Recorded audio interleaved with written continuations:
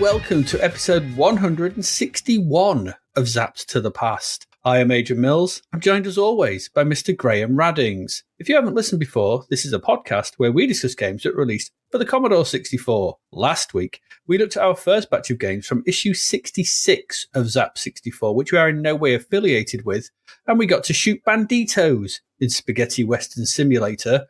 We're impressed by Ivan Stewart's racing game. I'm not doing the full title, it's too bloody long. And we're a little bored by Back to the Future 2. This week, we conclude our look at the games in October 1990, along with what was also lighting up our TV and cinema screens that month. Graham, what's that smell? Is it the smell of quality software or the reek of more terrible games foisted upon us?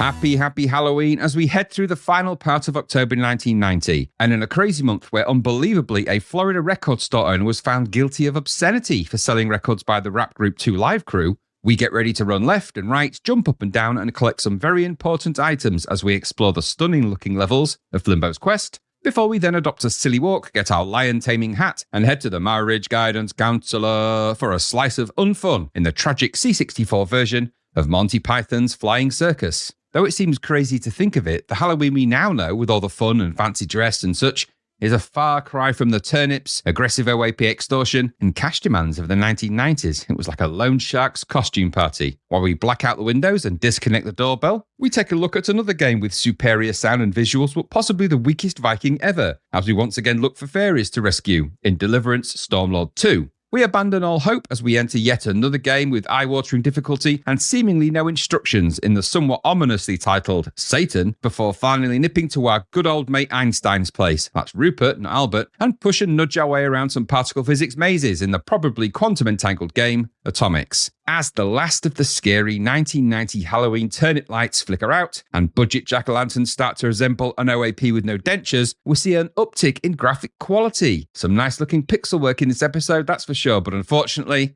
at least one game should have had a 20-ton weight dropped in it from the start.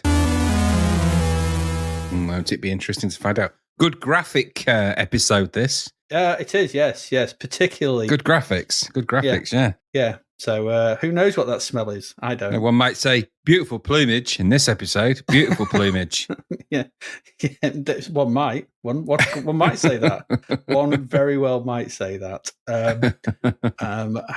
So we've got lots to cover in this. We've got 5 games. 5 lovely games. I do believe there are TV, everything like that. I do believe there are some crap verts. Goodness me, we don't know, do we? We never know. They just turn up. Uninvited. They just turn up. There's the charts. What's coming next week? It's all going on. This week's episode. So, I think let's just get on with it, right? We've got a lot to cover. Just let's go. Let's do it. Let's just go, right? Let's just get into the first game. Let's get into that first one.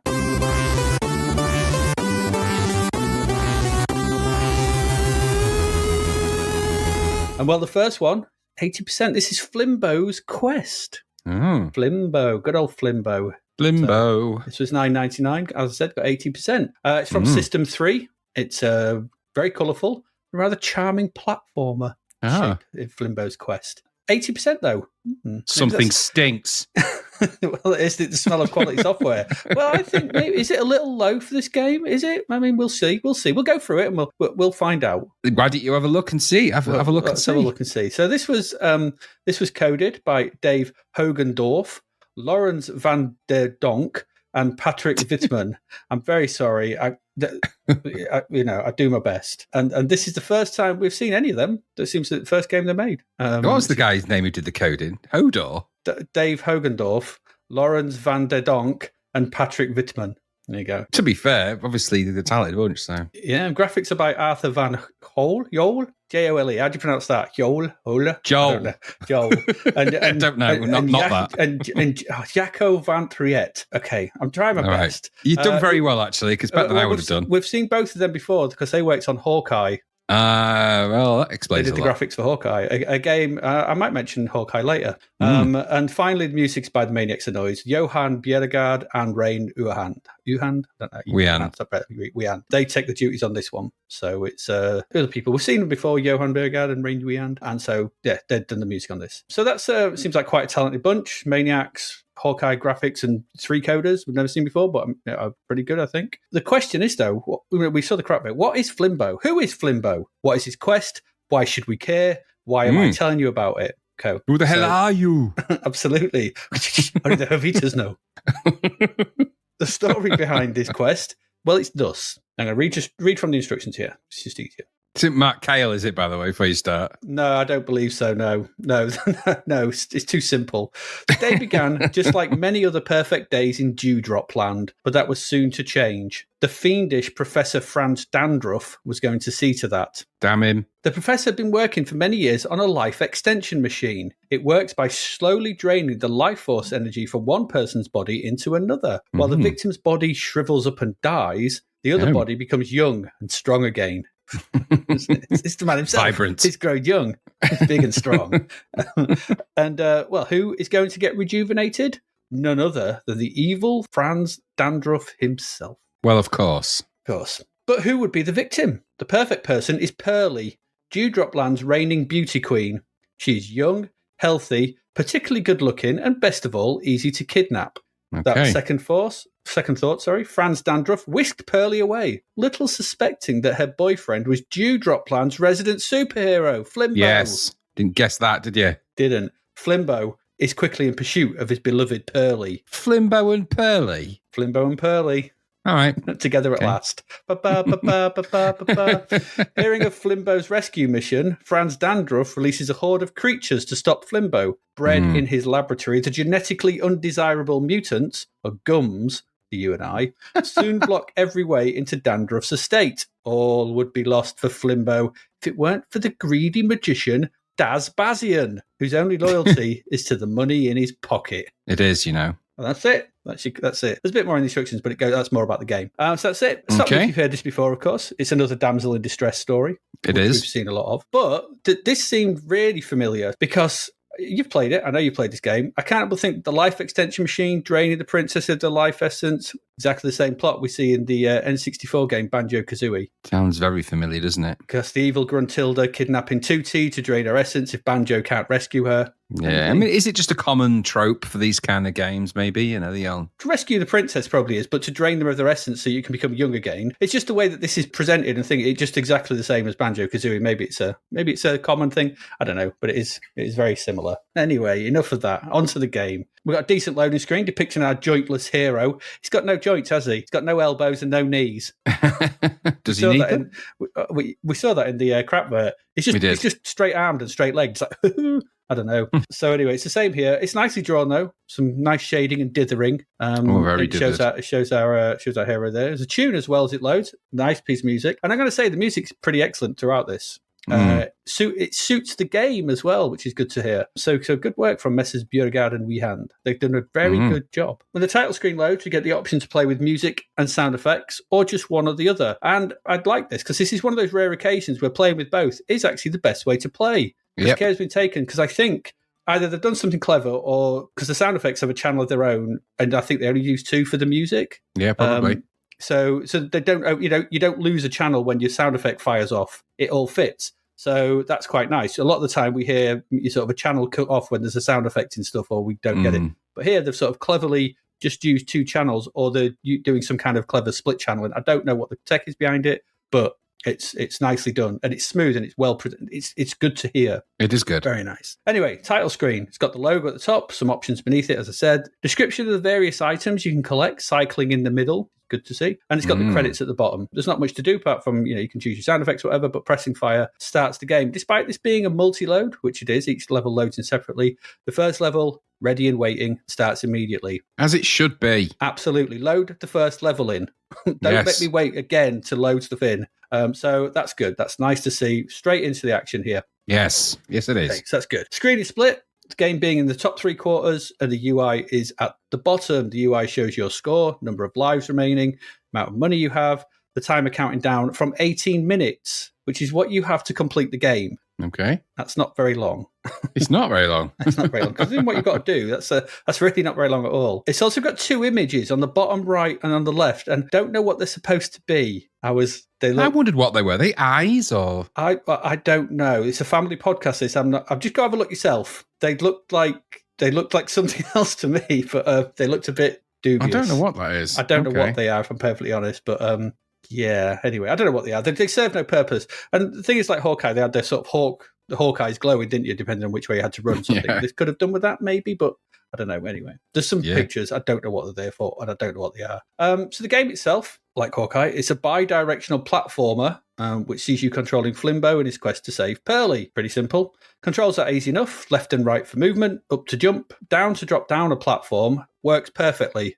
Oh, I love the controls. I really like the controls in this. They're really snappy. That dropping down platform is handy, really handy. You just drop down. No, for the first time ever. Having to press down and fire or fire and down. It's just down. It's like, yeah. Yes, finally. Yeah, really worked. Really worked really well. So that's good. So yeah, you can press fire, shoots a small. It's a short range projectile of some description. I don't know what it is. It's good description. It's just short range projectile. This is what it is, yeah. And that's it. In the middle of the UI, which I didn't mention at the bottom, there's a window. Basically, it's blank when it starts. So as soon as you're in, this will actually show a picture of one of the enemies roaming the land, because there are enemies roaming the platforms as they go about. And essentially, you've got to explore the level and find this creature. Now, this particular creature will be sort of flashing, easy to spot, and you basically just got to kill it. Because when you kill it, they'll drop a scroll, okay? And they drop a scroll. This contains a letter of the spell you need to progress from one level to the next, okay? Because the way you do this is completing the spell. It's the only way to move from one part of Dandruff's castle to the next. You're trying to make your way through his castle. So you've got to collect the scroll. You take it back to Daz Bazian. You start off in front of this doorway. There's like a door at the start, kind of like we saw a bit in Retrograde. There's a door at the bottom, but this is like a door in the platform, with platforms. You press up, you go into the... You go into Daz Bazian's shop, and basically if you collected a scroll, he'll reveal the letter that this one refers to. It's quite nice and simple, and it'll sort of come up in a little sort of bar saying you've completed this bit, and the word you're trying to spell out. So you do that, and then you go back out the level to find the next creature, and so on. Really simple, but very similar to Hawkeye, finding the puzzle pieces. Yeah, very similar. It's not dissimilar. It's the same kind of thing. You find the creature that's on the shoot them. You pick up the spell. You go, you scroll, you go back. You think it. Once you've got all of them, once you find all the letters, have the spell complete, you're taken automatically to the next level. It loads in. Quick load though. It's not too onerous. I thought the load was pretty quick on this. You do it all again, basically. There are 7 levels to make your way through. That's quite the task with your limited time limit, because some of these instructions you've got to find are six letters. Now, there are ways to mitigate this and make that, and I'll come to those in a moment. The levels themselves, there are many enemies that bimble about, and you don't have to kill them all. You can just avoid them. That's where the handy dropping down and jumping up levels comes in quite handy, because it's kind of a 3-platform high layout normally. You've got sort of the base layer, there's a sort of platform in the middle and a platform at the top. Enemies are usually bimbling along one of those levels, so you can go up to the top or down to the bottom or into the middle to avoid them, and you can get around them quite easily, or you can just kill them. You can shoot them a few times with your sort of projectile, and then if you do, some of them drop money, and money's quite important. Remember Daz Bazian, he's only loyal to the coin in his pocket. Okay, so you want some money to get some stuff off Bazian, and you can spend this money at Daz's shop. So if you've got enough money, you can go back to Daz's shop at any point, just go in, and you can buy certain things. You can buy a super scroll, which is kind of handy, because that reveals all the letters of the spell immediately and takes you to the next level. That's kind of handy. It's expensive, though. It's 2,500 quatlus, whatever this coinage is in this, pounds, whatever it is in this. And it takes quite a while to build up money in this. You're not going to get there, so that's quite tricky to get that much. You can also buy the next scroll to reveal one letter, and that's kind of handy as well. Obviously, it shortens the time you have to go and find the creature that's wandering around. You can buy extra time, which is good, because it gives you more time to complete your quest. You can buy a super weapon. This gives your projectile greater range and power. So you do more damage to monsters, and you can fire and shoot at them further away. Handy, that's a good thing. Finally, you can buy some invulnerability, and this turns you green and makes you invulnerable for a short period of time. Good, nice and simple. Also, simple power-ups that they're just obvious. Just like not weird things and like that. It's just you get more power on this, you can be invulnerable, you get more time. That's simple, and they work. They're also randomly dropped by enemies as well. So you could get lucky and find one out in the wild, and they just work immediately, and they're easy to read icons as to what they are. So you just pick them up and they instantly work, and that's that. The enemies, they'll also drop love hearts, and they will start off in red. So they'll drop a red love heart, but you can shoot them to get different coloured love hearts. And there's 5 different colours in all. If you collect 5 of these, all with the different colours, and if you return them to Daz, then you gain an extra life. So that's something you can do as well as you're bimbling about and trying to get them back.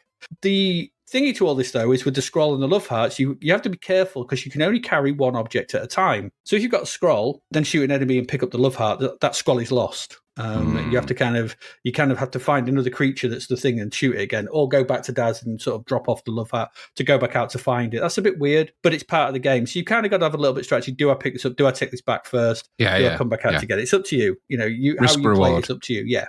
You know, because remember, you are up against that clock. And that clock is constantly counting down. Contact with any of the creatures at all, roaming the land, it's instant death. There's no health bar here. Just touching them is, you know, you lose a life. And that's a bit of a, well, this is what it is. It's just a platform game. You've got 3 lives, I think. If you lose all your lives from either contact with those enemies or in some of the later levels, or even in the first level, there are holes in the bottom landscape. If you fall down, you'll lose a life, lose all your lives, game over. Back to the beginning for you. There are also some secret rooms to look out for. Usually there's doors you just press up when you're in front of these sort of black holes, and some of them will take you to secret rooms. They are filled with treasure, and they're quite nice because, like in Bomb Jack, so basically it's a little sort of treasure room, loads of platforms, loads of coins spinning around.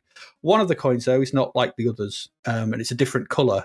So if you collect that one first, like in Bomb Jack with the bombs, that gives you more money, and then another one in the room will start flashing that colour. You collect that, you collect some order, collect with that order, you'll get more money than just rampaging around the room and grabbing what you can. Okay, so remember, money is useful, you can go spend it, but jumping around the platforms to get it will take more time. Again, risk reward, up to you.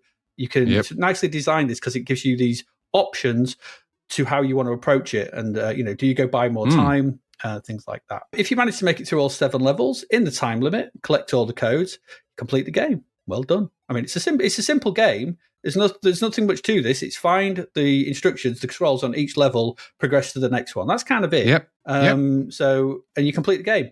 I loved the end sequence to this, and because I didn't twig at first what the code words were, because they're all op codes, aren't they? Yeah, because then at the end, and I'm sorry if I'm spoiling this for you, but it's a 30-odd-year-old game. It's not my fault. There's an end sequence sort of thing where basically this hand comes up and starts typing in these codes. So it's sort of SEI, LDA, I think, and things like that. So they're basically, NOP. They're C64 opcode, not opcodes, which I thought was really clever, a really nice touch. Like he's programming in, and essentially there's Dandruff and Pearly on the chairs sat there, and he sort of, as he programmed, the sort of headsets come off them, and he stops, and then you rescue her. And you get a nice end image of Flimbo and Pearly just sort of sitting in a tree at sunset, and a message about how Dandruff has been, getting some.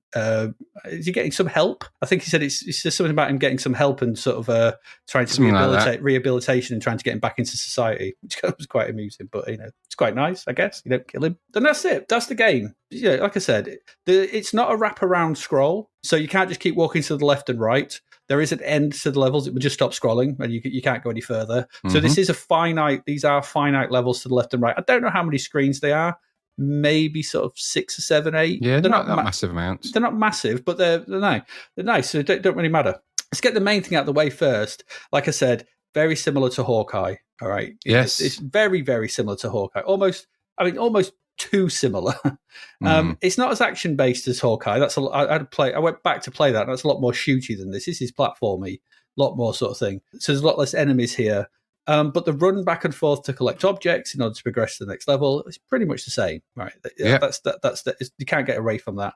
The controls themselves, again, practically identical, and it feels very familiar, and you can't escape that fact. But put that to one side, because that doesn't mean, it's not like we've been inundated with Hawkeye clones. It doesn't mean it's a bad game. In fact, far from it. This is really technically accomplished, really good, really smart, and well put together. And it's a fun game to play, which is always great, because it's for the most part, this is pretty fun. From a visual standpoint, it's excellent. I thought it looks great. It's one of again, another standout for the machine. I was really impressed with the way this looked. Some really nice pixel art. The backgrounds across the 7 levels are really nicely drawn, some really nice shading, great detail, foreground and background. There's a great parallax effect to give the world some depth. Very clever parallax effect. Yeah, very, very clever. You can kind of see it through windows and stuff moving at distance in the back. It's really, really good and really clever stuff going on. And all the sprites, this is next level, all the visuals from one level to the next, they justify the multi-load here, I think, because there's a lot of graphical data in those levels. There's a lot going on in those backgrounds. And they're all 2-layer parallax, and they're all, very, very different from each other. There's not a sort of common level from one to the next. These are 7 different levels. Level 1 sees you running through. It's like sort of brown buildings and woods, like bricks and woods and sort of trees and things like that. Level 2 sees you in a more sort of watery localities, all greens and blues, and you're kind of outside a village by the looks of it, with sort of log walls, or sort of, wooden, I don't know what to call them. Level 3 is outside some caves that are really nice. Level 4 is like these really strange rock pillars. Level 5 takes us into some creepy woods with all sort of, creepy trees and things like that. Level 6 is a creepy graveyard with crypts and tombs and ghosts and stuff in the background. And the final level sees us seemingly in the dungeons of the castle, I thought that's where we were. Don't tell you with instructions, so I'm just presuming that's where we were, because you're making your way to the castle. They are all individually done, as I said, all to the same high standard. There's none of that, this gets worse as it goes along. In fact, possibly the opposite. These visuals and levels get nicer. They're a high standard all the way through. And there's a variety of sprites and enemies you come across. There are different enemies and levels, and there's some weird enemies as well in some of the later levels.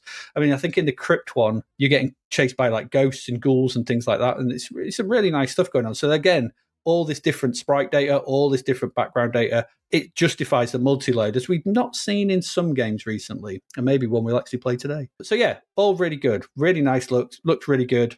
Flimbo himself, well animated. Is it well animated and drawn main character? He looks like he does in the advert we saw, and he looks like the front cover. He's quite nice, he is what he is. And the various enemies, as I said, that populate the levels, again, all equally well drawn and animated. It's all medium res, so there's no high res stuff going on here. It's all medium res, but it's a great use of medium res. The shading looks really good. It all varies from level to level. Some weird stuff turned up late in the game. I really like the way this looked. I thought it was great. The music throughout is excellent. It's a really good suite of music for the different levels. There's different tunes, and it all works. It's one of the best I've heard for a game in a long time, because it fits the mood and tone of the game. And if it is only in 2 channels, it's very clever. They're really good little tunes, these. I was bopping away to them as I was playing. It gives the game a sense of pace and fun to the gameplay. Something we've been saying that's been missing from a lot of games recently. Where's the music? Where's the atmosphere? You can see you play this with sound effects. It's like, yeah, it's all right. But you put that music on, it's like, it's much better. Just needs it. This is a very accomplished game. Really accomplished. Runs incredibly well. I didn't find any bugs or flickers that I could see at any point. Smooth scrolling in both directions and on both layers of the parallax stuff. And it's responsive at all times. I found the controls were really responsive. I never had any problem with them. It's tough to complete, though. I mean, I died. I didn't get through it, especially in that time limit. But you'll have fun trying, because it's a fun game. Because there are secrets throughout. And like I said, I really liked it when I realised what the code words that you were finding were. One of the issues brought up in the review in Zapped, it gets a little repetitive. Okay. I mean, it is what it is. It's kind of 7 levels of the same thing with just different monsters. But, that's what this is. It's a platformer, and this is a 1990 platform on the C64. It's a platform collector. It just does what it does incredibly well. I mean, I don't know. I don't know if you'd tried to shoehorn in some different types of gameplay. Would it have worked? Would it have diluted the experience? I don't know. I'm not sure. As these kind of games go, it's one of the best we've seen on the machine so far. This kind of platformer, this left-to-right platform. I'm trying to think of other ones, Guyana Sisters, but that's a kind of Mario style. This is a bit different. I preferred this to Hawkeye, so I found the more lighter atmosphere of this worked better for me. It's a cutesy platformer with a cutesy quest and everything like that. It's good. This should have been a sizzler. Don't know how it got 80%. I don't get it. It should have been a sizzler all day long. Even with the caveat that it's the same throughout, it's still best in class, or at least up there with the best in class. It should be in the 90s. It's a great platform game on the system. I'd heard about it, and I heard it was very good, and I'd never played it before, and I was glad I got to play it, because I really enjoyed my time with this. This is a sizzler all day long. I don't know, 80% to... I don't know what there's... No, it's not. It's better than 80%, especially as one we'll look at later on gets 79, but this is better. This is a 90, at least. What did you think? Well, they certainly thought it was a sizzler, didn't they? Because they put one on the bloody advert. Did they? Yeah, because they put one on the advert for it. Was and then that in the Amiga one? No, it doesn't say, does that on the advert? It's just the advert. Oh, right, yeah. True. So it just says, it's just a list, there's a row of awards that it won, and one of them's a sizzler. And then one of the reviewers in Zap says, by the way, this didn't get a sizzler. I don't know why they said that. So surely they thought it deserved one. I think maybe that's why it didn't get one. Maybe. Bit of a slap across the face. Anyway, I'm not going to add a lot more to what you've said. You've covered it very thoroughly and pretty much expressed how I felt about it. Great production, amazing music. It's the era of the later stages of the Maniacs of Noise. Rain, we had in the house, y'all, and the guy is talented. Yeah, very much so. And you'll see this as it sort of progresses. And that's not to take anything away from Johan Behergard, bless him, because rest in peace, because he was also an amazing composer. Just a great job all around, that, isn't it? Mm-hmm. The graphics I thought were really good. The scrolling's excellent. The visual effects just, off the chart good for the C64. It's the best looking one of these type we've seen. Your mileage varies on games like this, whether you like them or not. The beauty of this one is it's short and sweet. It just straight to the point, go for it. And it's not serious. It's kind of fun. Hawkeye was good, but it was kind of serious. And it's hard to take it a little bit serious with that kind of weird way he ran. At least you have that in this. But this looks amazing for a C64 game. Very polished. Classic System 3, actually. Them and Thalamus kind of really, keeping things alight, aren't they? Absolutely, yeah. So I liked it. Now, I've never played this on the C64. I played the Amiga one, and this is actually, I think it's probably slightly faster than the Amiga, and it's certainly, obviously, graphics-wise, you can't compare 16-bit graphics to 8-bit. That's unfair. But music-wise, there's more music in the Amiga one, but the C64 music, I think, is a bit better. It's not the first time that's going to happen either. I think Last Ninja 3 is also one where the music's better on the C64 and it's the same composers. Interesting, that. Anywho, nice graphics. I think it deserved a sizzler. They obviously did. You do. It's definitely up there in the latter 90s, early 90s to latter 90s. What are they doing? It's just stupid. Ocean Games getting better than this. Come on. It is what it is. I suppose the only thing you'd say that might have brought the percentage score down, they said in the review, I saw that they said it was a little bit repetitive, and your mileage varies in games where you're going side to side collecting stuff. It does. But you've only got to do it for 18 minutes, give or take, plus minus 4 or 5.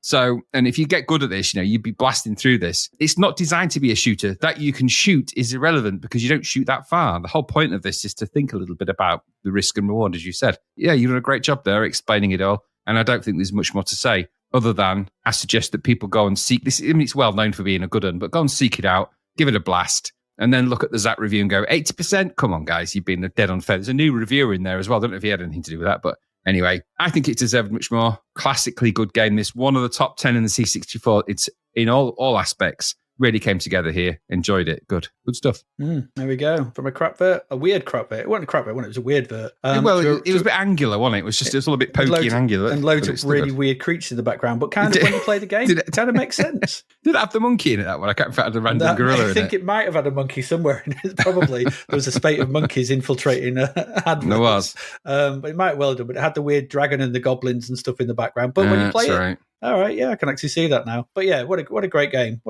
Just a really fun platformer. You will like this, I guarantee it. There you go. So there you go. That's our first one. Should have been a sizzler, Flimbo's Quest. We've still got one this part. So Graham, it's over to you for that one.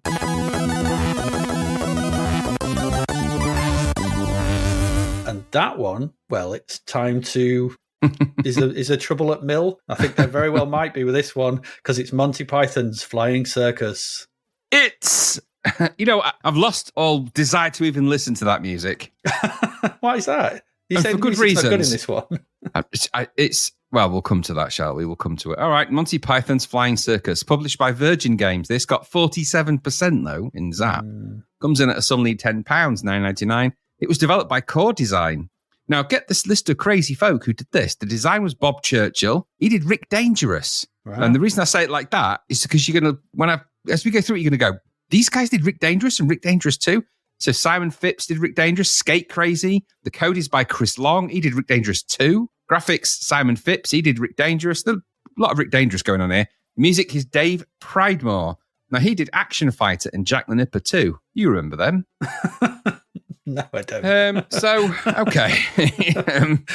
Monty Python. I mean, I'm going to explain what they are, even though I'm pretty sure I don't need to. And I'm going to do that for a reason, because there's an important part for all of this, which I'm going to sort of talk about. And it's because this is a game about a license and about a cultural thing. And that's quite important. So, yeah. And I only got a short blurb. So Monty Python, in case there's anybody this podcast who is unaware of what this actually was, also known as the Pythons, this is from their wiki, were a British comedy troupe formed in 1969, consisting of Graham Chapman, John Cleese, Terry Gilliam, Eric Idle, Terry Jones, and Michael Palin. The group came to prominence for the sketch comedy series Monty Python's Flying Circus, hence the game name, which aired on the BBC from 1969 to 1974. Their work then developed into a larger collection that included live shows, films, albums, books, and musicals. Their influence on comedy has been compared to the Beatles' influence on music. This sketch show has been called an important moment in the evolution of television comedy. And I'm not going to argue with that, because that's all true. 100% true. Absolutely. So you might wonder then why this was suddenly decided to be a game license in 1990, some 20 plus years after the fact. I did. That's exactly what I thought. And I think I'll come to a little bit about cultural currency, and particularly with Monty Python's Flying Circus. So I'm actually just going to go into the game, and then we'll discuss the polemic around what went wrong, what is right, and all of those things, and whether it should have been a thing anyway. So let's just get into the game. A blocky brown title screen logo that's the Monty Python Flying Circus writing, and it's the writing from the TV show that drops down with the "it's bong did it and the drops down. Anyway, that happens kind of. It's all brown though. It's very brown, and that made me sort of think, something's not right.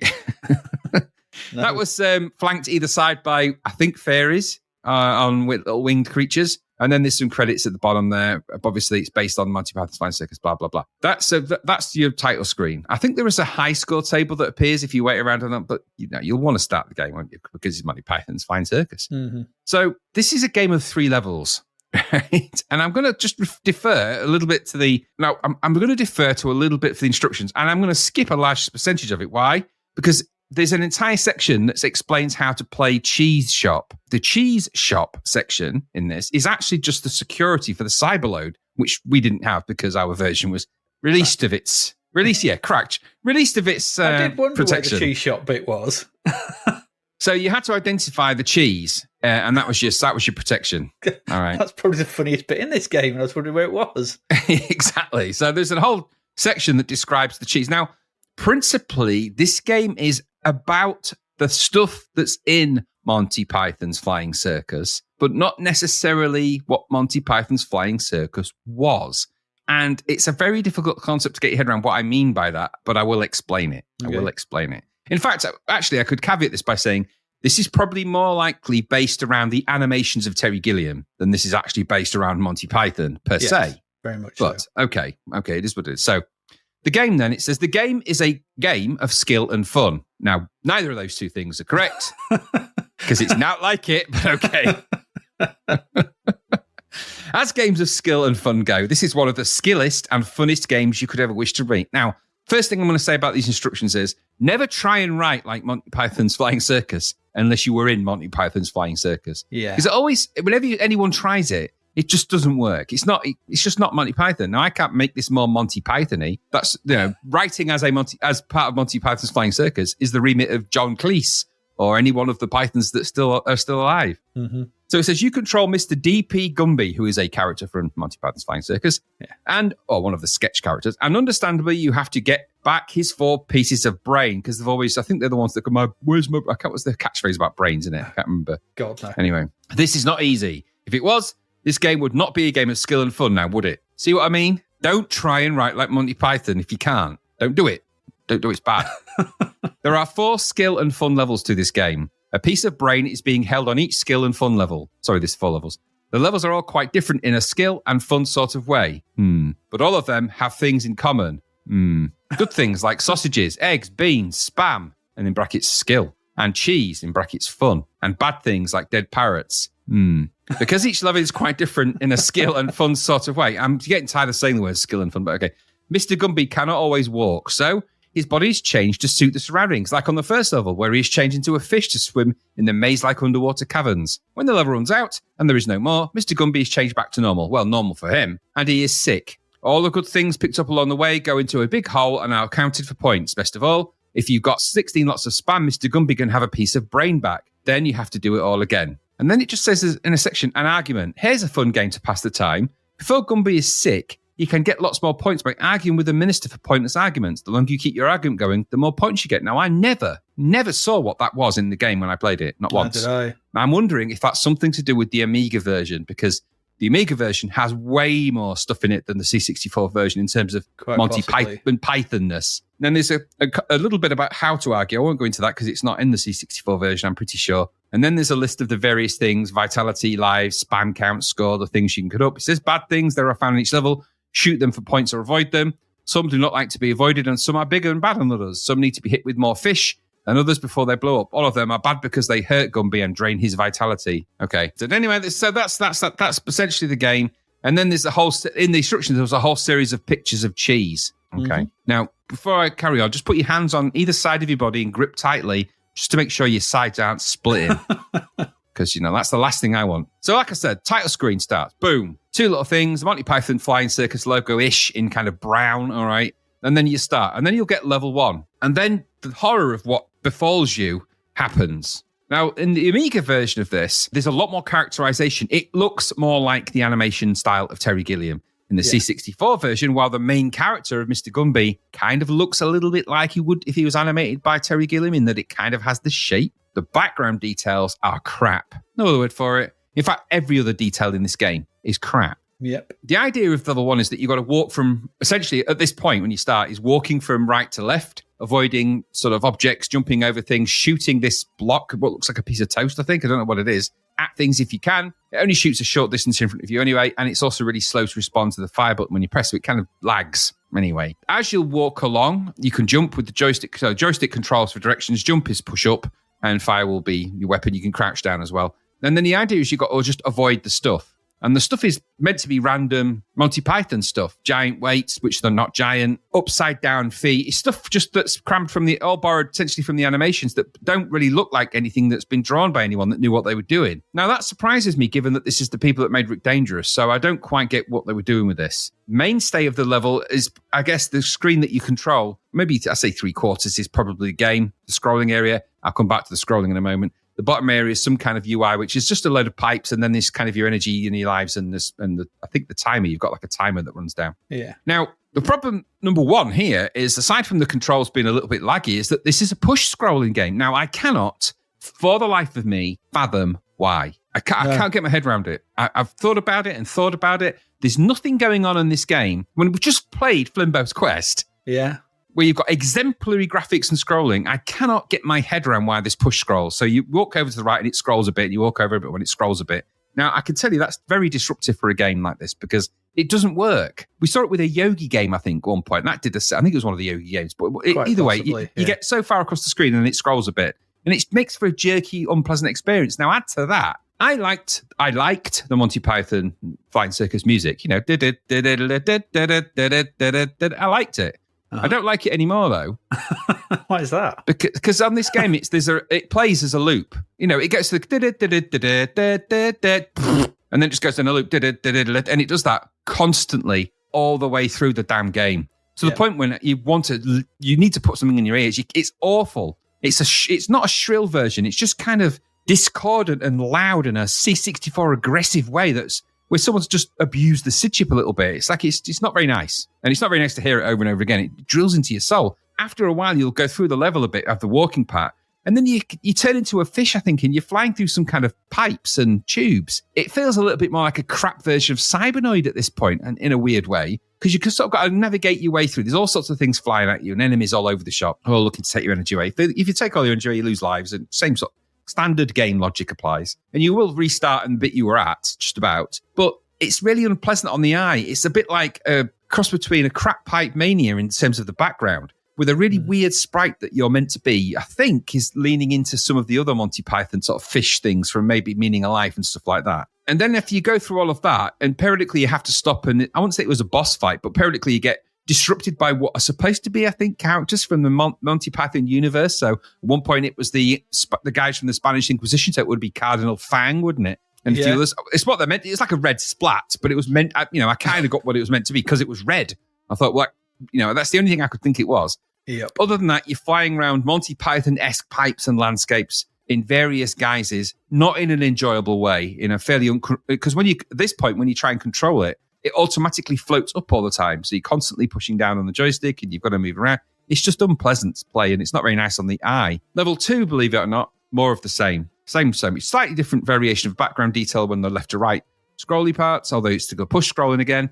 Slight variation of the enemy types. You do get bosses in between here, which are about the same size as you and are meant to be things from Monty Python again, not sure what. And then you get to level 3 after that, same deal. It's all the same. The idea is you've got to get these parts of the brain. Now, whether you find them or not, it doesn't matter, actually, because if you don't get them all, the game just loops around. So you have to keep going until you get them. And then when you do get them, I don't think there's even an ending from what I've read. I'd never played it that far to find out. I was sick of it by this point. So, a licensed game that's already 20 years old after the TV series in 1990. All right, fair enough. And okay, Monty Python kind of gets a pass on that a little bit because it has kind of stood the test of time. How do I know this? Because I like Monty Python, And I was around at that time when the C64 this game was out, and I'd heard of it. I'd liked it. I'd seen most, I'd heard of all the famous sketches, the parrot sketch and the lumberjacks. I'd heard them all, spam egg. I'd heard them all. So these things have a kind of a long longevity and currency that seems to forego any era, which is the kind of power of their comedy, really, because it's so off the wall. Now, so this game gets a pass on that because, it stood the test of time. And that by this point also, they've done films, live stage, the stage shows and everything else. And I'd seen most of those as well. So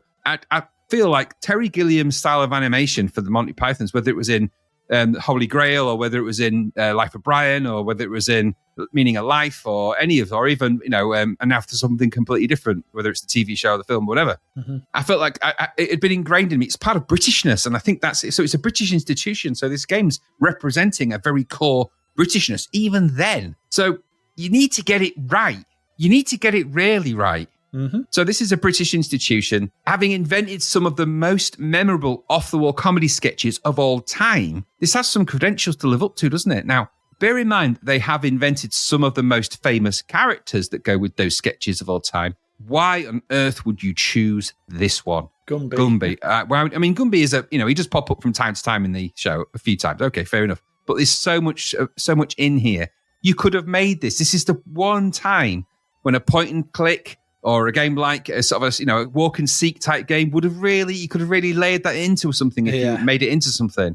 And any of those characters, whether it was Doug and Dinsdale Piranha, whether it was the vicious gang of Keep Left signs or whatever crazy that was in there, you could have involved any or all of those aspects. This game could have been off the chart crazy. In fact, arguably, the game that we played for the last episode with the Chase the Heat game, Heat Seeker. Heat Seeker looked more like a Monty Python game than this. In its kind of absurdness. Anyway, so the target demographic, I don't know, at this time, was it right? Yeah, these are not audience for Monty Python. Was this game humorous in that way? No. Did it resonate with the humor? No. Did it capture any of that? No. So what is it then? What it is crap. It's a crap attempt at kind of a game that I don't quite get why you would convert all of that Monty Python energy into this. This doesn't do it any justice. This is a slap across the face for the importance of what is even in 1990, what is a very important comedy backbone of so much comedy across the world. This isn't just Britain. This changed the nature of absurd comedy. I mean, people like Spike Milligan as well, and a whole bunch of others, but they changed how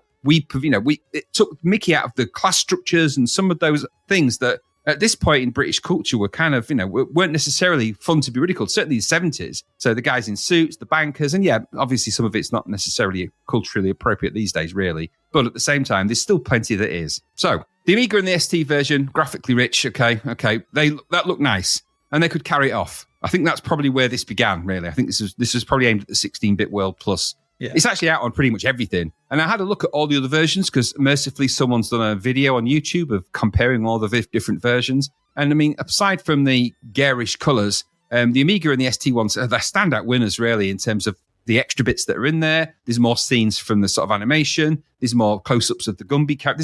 There's just more Monty Python stuff. Yeah. Even the MS-DOS version, which this looks more like, and the Spectrum and some of the lower rung versions, shall we say. Well, they seem to inherit the same logic and have piled that into the C64 one. So the Mr. Gumby sprite, maybe it's passable, I don't know. It's probably the only thing that looks a bit Monty Python. It's the one thing that looks a bit like the thing it's meant to. The others, not so sure. But sluggish controls, lack of animation, bad scrolling. It gave me a bad vibe right from the get-go. The background's drab, uninspired, massive colour slabs, occasionally decorated with what I guess are meant to be Monty Python type objects, upside down feet, like I said. Akin to Terry Gilliam style animations, but literally nothing really inherited in a quality way. No passion there. And so it's stuff that was in the TV show, maybe, and some of the animation sketches, maybe. It has to be said that not much effort has gone into any of those graphics, and they look kind of more assembled than drawn. The scrolling is crap, moves in that push way. It's unforgivable, really, on a machine that has such, and we've said it so many times, so I'm not going to go over it again, but just D106, all right? Do that. And just, take a look at Flimbo's quest and go, why didn't we do it like that? Mm-hmm. I don't know. Just scroll the backgrounds properly if you're going to make a game that's requiring that. Or make it have action. This is kind of goes from being a walk and, I guess, I don't know what, to a kind of a crap cybernoidy type, I don't know, maze type, I don't know. Don't know what it is. Controls are slow, especially the fire button. So there's certain areas where you have to shoot blocks out to progress, and it takes ages. And by that time, you're going to be dead. It's really annoying. Mm-hmm. Got to avoid the weird enemy sprites. You won't really care what they are because you're just annoying. All this is, like I said, championed by, I think, one of the most annoying musical loops we've ever had the displeasure to come across. And we've heard some real corkers. We have. All the while, you're just meant to be looking for bits for your brain. And I think to yourself, nobody bothered to use their brains when they made this bloody thing. It's ironic. Monty Python, like I said, is a series of off-the-wall, funny sketches and associated characters. Notably, those characters never really extended to anything longer than a sketch or a series of sketches. So taking one character and making it into an entire game seems A, stupid, B, devoid of purpose, and C, unfunny. I mean, it's pretty unforgivable, isn't it? An unfunny Monty Python game. I mean, goodness me. The C64 game falls well short of anything you'd want. It looks naff, controls badly, has a crap central design, is unfunny, and sounds horrible. This is a dead game. It has ceased to be. It has gone to meet its maker. This is an ex-C64 game. What do you think? Well done. Very good. Very, very good. I thought it was great. I want to argue with you about it. No, you didn't. Yes, I did. No, you didn't. I paid my £10. No, you haven't. Anyway, just a couple of points before we get into what I think. So this is built on the Rick Dangerous engine, clearly. Because if you think about Rick Dangerous is a series of small levels that push scroll around until you get to the end of one and then flicks on to the next one. No doubt about that. What does this do? A series of small levels that push scroll around until you get to the next one that flicks onto it. It's the same thing. So it's built on the Rick which is why it is what it is. They've just basically reskinned Rick Dangerous, I think, here. And so they've given the Monty Python license and tried to do something with that. And I think that's what's happened. I think even the title screen is similar to a Rick Dangerous title screen. Yeah. Secondly, on Lemon 64, the first review for this, or the earliest review for this, do you know this got 97% in your Commodore? What? Yeah. Okay. So I had a look at it, and I've got it open here, and it was in their September issue. Now, all the others were October, November, December reviews. Right. And it says right on the left, exclusive review. Okay. What did they play? Well, no. There's a quote in it. The graphics are so yoink splat good that you'd be forgiven for mistaking this version for the Amiga one. What? The feel of the game is just spankingly right, with more Python icons contained in the programs themselves. That don't make any sense. Doesn't make any sense. I don't know. It's just dreadful. I mean, it got 9 for sound. 9 out of 10, that is. What are they? What? Why? Come on. This is just proper bullshit. Yeah, I'm sorry, but it is. That's your Commodore. That's a review. That's a purchased review from Virgin Games at your Commodore. Someone's given that and said, give this a high score. They've paid for it. Yeah, 97%. Get lost, you bloody The rest idiots. are Zapped, 47. Even Commodore Format, though, because they've just started, actually. They've given it 87. This is a little bit, it ties into something else a little bit. There seems to be a general, I mean, I don't know if I'm missing something, but there seems to be a general layer of thinking that this game's okay, though. Like, it's a lot of reviews, all the people on YouTube on the reviews of the videos that I've seen are all like, oh, this is great fun, it's hilarious. Some of the reviews that I read, even on Lemon, oh, it's brilliant, yeah. I'm like, were they playing something different to me? Did I miss a meeting? Don't know. But yeah, the worst thing you could say about a Monty Python game, the thing you should never say about a Monty Python game is that it's dull. Yeah. And this is depressingly so. I mean, I didn't expect, to be honest, I didn't expect any different, really. You try, and you were spot on, and I'll come to it in a minute. So you're trying to recreate the surreal madness of the show to a game of some description. It feels like someone having a laugh down the pub, then it got taken seriously by someone. Oh, we should make a Monty Python game. Yeah, get that license. I want serious. Make the game. Do it now. Here's the computer. It's a joke. But this version of the game is a bad idea. It should never have gotten to any kind of approval system. It's clearly they've just taken the Rick Dangerous and just slapped it on it. It's obvious, but whatever it is. It had nothing to do with Monty Python. Because what we've got here is a rubbish and boring shoot 'em up with vague Python-esque visuals. But, when it comes down to it, it's neither funny, it's not interesting, or anything. It's just, good Lord, bland levels, boring, flickery gameplay, horrible. The shooting was horrible. Yeah. It was a shoot 'em up. The shooting was, and horrible push scrolling. I don't know what they were thinking here. Okay, as you said, Gumby might be recognisable with it, but the game is dire, dreadful. It's a cash grab, which, I think if you ask the Pythons, they go, we just gave the license and took the money. Oh, yeah, completely.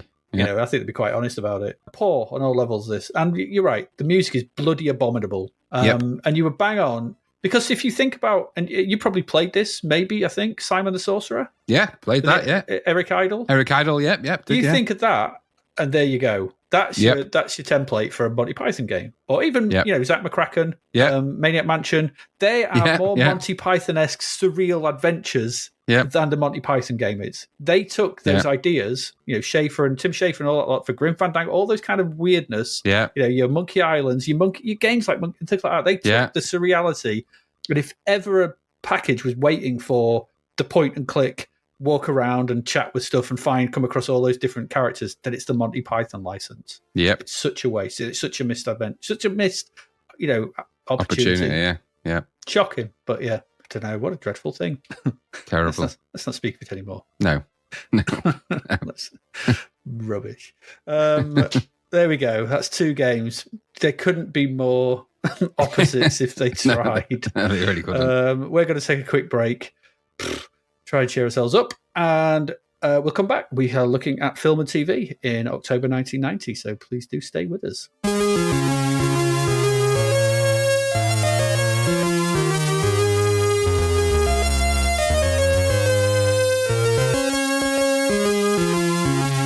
And we're back, straight in. What was going on? TV, October 1990. 6th of October. ITV screened the network television premiere of Tony Scott's blockbuster 1986 film Top Gun, starring Tom Cruise and Kelly McGillis. Yeah, big deal that was. I imagine so. Yeah, the ITV really hammered the adverts for that. Really did. I remember the build up to it. It was just for about 3 weeks. It's coming soon. Top Gun coming soon. It's like, did we mention Top Gun? It's like, you paid a lot for this, didn't you? They clearly did. Weird to put it in 6th of October. What's that got to do with anything? Why not save it for Christmas? I don't know what day that. Yeah, well, I don't know what. Is it a Christmas movie? I don't know that. It's a big film. I think big films at Christmas. Yeah. Well, what did they have planned for Christmas? We'll find out in December, won't we? Well, we'll know because it'll be a Roger Moore James Bond film. Always Christmas Day. It's bound to be. It always was. Why wouldn't you save this for New Year or something like that? Yeah, true. Know. I mean, I don't know what else. We'll find out what else. We'll find out what was on. Yeah, but Top Gun just seems like a big thing. I mean, unless they got it and they were riding on the back of the fact that Days of Thunder was in the cinema. Yeah, it could be that, couldn't it? But I mean, it's a good film, Top Gun. We talked about it when it came out, didn't we? Back in the day. It is good, but I imagine this would be edited for television and edited for the ratio of television at that time, which was not widescreen. So at this point, you're talking 4:3 ratio. That would have cut some of the importance of the aeroplanes off, wouldn't it?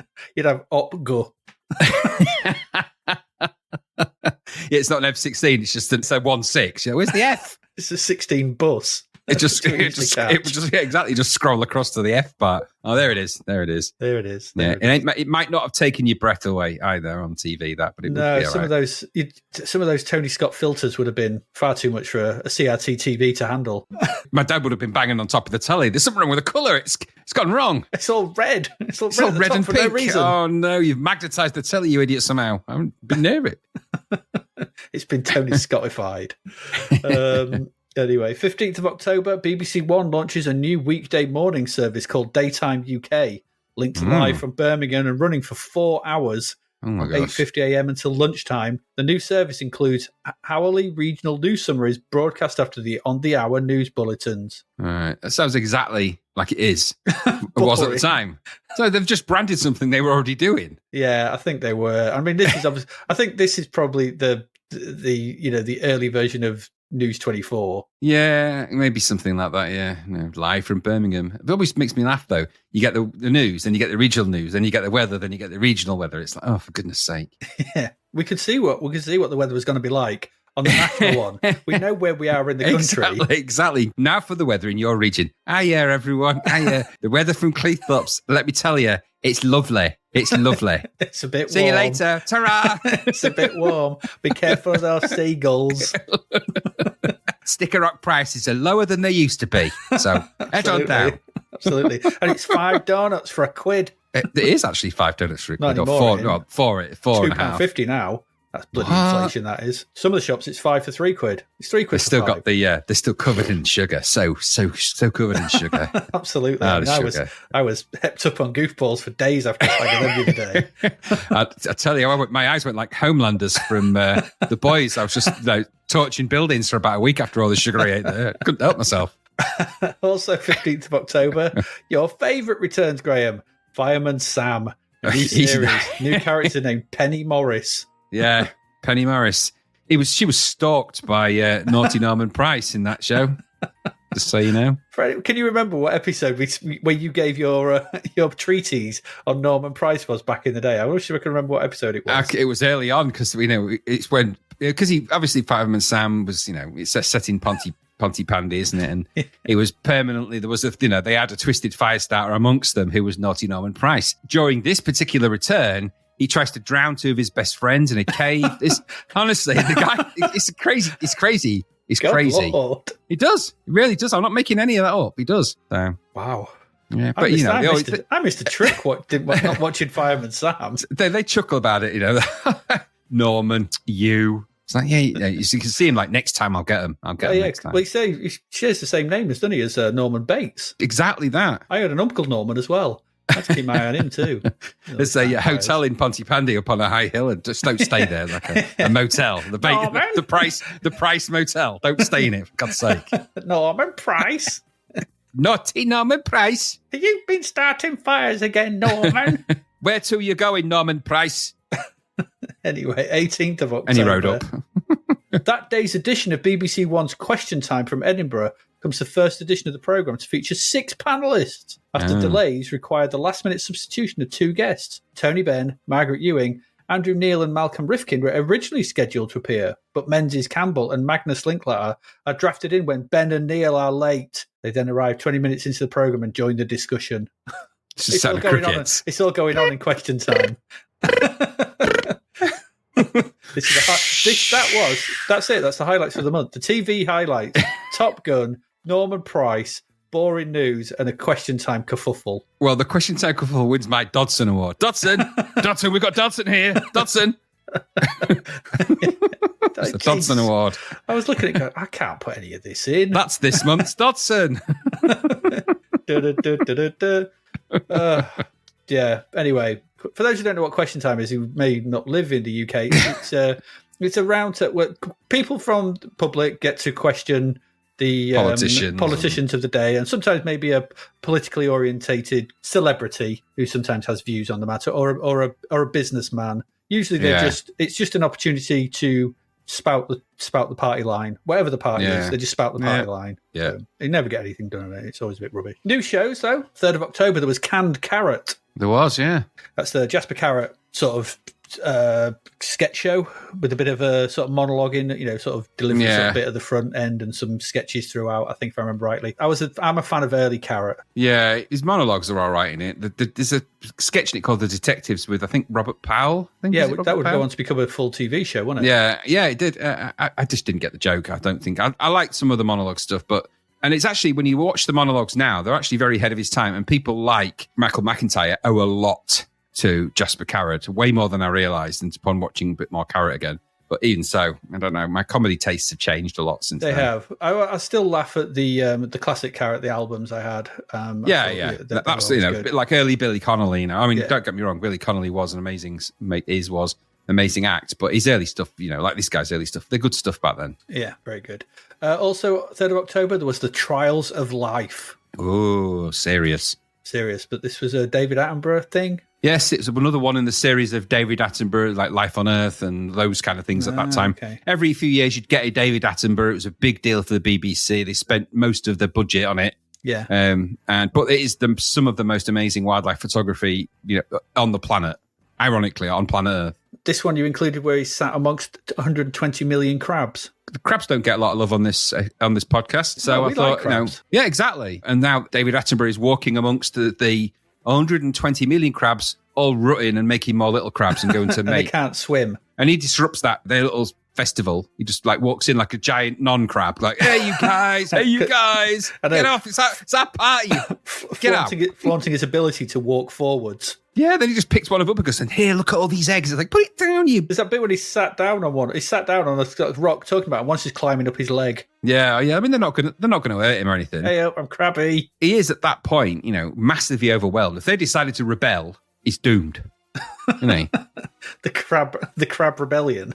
Yeah, exactly. It's like, oh, one of them's just nipped me. Ow, they're all nipping me. Ah! You just stand in front of them. They won't be able to come at you. They'd just be, we can't get him. He's in front of us. Well, they'll just walk sideways, but they could curl up his leg and nip him. Anyway. That's a lot of crabs, that is. A lot of crab. 3rd of October, the seminal, some might say, Mary Whitehouse experience started. This was a big deal at the time, especially amongst students. Yes, yeah, it was, because it featured students in it pretty much. Yeah, so this was the Rob Newman, David Baddiel, Stephen Punt and Hugh Dennis sort of sketch show, topical sketch show of the time, whatever. Yeah. I think my point at this point was I didn't like it because it's the same reason I probably don't like Morrissey and Smiths. It's like student fair at the time. I was like, it may have been aimed at me, but it just didn't hit me properly.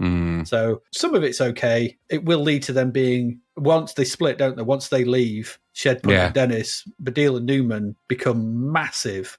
And they play Wembley and stuff, don't they? As a comedy. Yeah, they do, yeah. So, did you ever like this? Was this ever your sort of thing? Hit and miss, the odd funny thing. I remember it for not the good reasons. I remember the, see that thing, that's you, that is, and that kind of thing. And it was the beginning, I think, a little tip into the kind of lad mag humour a little bit. Not exclusive of that, but what I mean is that just young comedy aimed at, and I was young, but young comedy aimed at a more teeny, student-y vibe. Yes. Very targeted at them. Probably something in that, because obviously Baddiel would go on to do fantasy football with Frank Skinner, which was ultimate lad mag stuff for the time. TV was going that way, wasn't it? We've just had The Word and stuff like that. And there was this kind of anarchic quality to the live on a sort of stage experience with mini sketches and fun stuff happening. I don't know. It just struck me. It was a bit, I can't think of the lads mag it reminded me of, but there was two of them. FHM and another one. It was the other one it reminded me of. Loaded. It's kind of like a TV Loaded. Yes, early, yeah. I can get that. 4th of October is Uncle Jack. Never, ever even heard of it. Never heard of it. So, Jack Green's an environmentalist. As an undercover agent for MI5. He's on a mission to save the planet, and his arch nemesis, a criminal known as the Vixen. Yeah, it's a kid's show, isn't it? I don't know. It was a kid's show, Uncle Jack, yeah. 7th of October was Saban's Adventures of Pinocchio. Or Saban, I don't know how I pronounce it. This is also known as Mock of the Oak Tree in Japan. 52-episode anime series by Tatsunoko Production, first aired in Fuji Television in 1972. Okay. So we finally got it in 1990. So it's an anime version of Pinocchio. They'll love that in the UK in 1990. They'll love it. They will. I mean, I've just played Lies of P, which is a sort of Bloodborne version of Pinocchio. That was good. Oh, okay, yeah. A lot of mileage in Pinocchio, but I don't know. Did all this get shown on the BBC? Do we know? I doubt it very much. This has been they went there and did the Trash or Treasure Lucky Dip, and so they pulled out a bag of stuff, and of course there it was. Yeah. So yeah. Who knows? Trash. Yeah, I don't know if they showed all the episodes. Maybe. But I very much doubt it. It was found in a carry bag. Also 7th of October there was Bobo Bobs, is it? Bobo Bobs. This looks like more of that gnome shit we saw a while back. Exactly, more of that crappy animation style I don't like. Yeah. There needs to be a villain in it. It needs to be angry and shouting about being woken up, like Mumra. Yeah, true. We don't like Bobo Bobs. 8th of October was Centrepoint, a 4-part British television thriller. I remember it being advertised, but I didn't watch it. It was just not my thing at all. No, retells the story of Hamlet somehow. I don't know. Who knows? 9th of October is She-Wolf of London. I don't remember anything of this show. For some reason, this might have been another podcast I was doing a while back. When I saw this, I went, I've looked at this recently, but I can't think why. It's 2 series of a woman who's a werewolf and for various reasons has to turn into a werewolf every week with, TV budget metamorphosis. Yeah, it ain't good. So the first 14 episodes were filmed in England. The second season, 6 episodes filmed in Los Angeles. Aired under the title Love and Curses and a drastically reduced cast. Just seems weird. Very strange. She-Wolf of London. There's a compilation of all of the crap changes on YouTube. I'll post a link in the show notes. It's hilarious because they're so crap. Yeah, go watch it. 11th of October is Your Cheating Heart. It's a comedy show. Got Tilda Swinton in that. Yeah, and John Gordon Sinclair. She sang, I think she sings a song in it, but either way, I didn't watch it and never will. No time. 13th of October is The Little Bits. I only acknowledge one version of Little Bits, and that's the Rick and Morty. Little Bits. We got tiny pie. Little Bits. It just fits right in. It just fits right in. Love, we got tiny children. Anyway, go and watch the episode, the Intergalactic Cable episode of Rick and Morty. don't watch this awful thing because it's terrifying. Yeah, because this is a Japanese anime television series again with 26 episodes, produced in 1980 by the Tatsunoko production. Yeah. Same people. Yeah. Won in a raffle by the TV executives at the time. What have you bought this time? Oh, you love it. It's 7 episodes of The Little Bits. What's that? Little Bits. Well, it's also known as Morino Yokino Kobutatashi. They'll love it. Does it have tiny pie? No. 23rd of October, Twin Peaks. For the first time in the BBC. Oh, sorry, in the UK. Have you watched these? Have you ever watched them? No, I didn't at the time, and then I started to watch them actually pretty recently, and then I actually got sidetracked by other stuff. And so, because you need to commit a bit of time to watching them because they're quite long episodes, and there's a lot of them. Yeah, there is. Well, there's the 7 episodes I think in the first season, then 23 in season 2. Yeah, so I mean, so it's a lot to take in. Everything up to season 7. Season 2, episode 7 is brilliant. It's great TV, that bit, because that's the main point of the story. That's the who killed Laura Palmer. All right, because you find out who did it in episode 7. After that, it goes a bit off the rails, even more so. And it's some really some of the storylines, and it's a problem because David Lynch had gone away from the show at that point. Right. Is what it is. But the opening series, the first batch of season 2. Excellent stuff, really good. And it's easy, this is 1990. It's easy to underestimate the impact this had on TV. I think. I mean, this is just me thinking, but the way studios thought about telling stories through television serial shows, because this.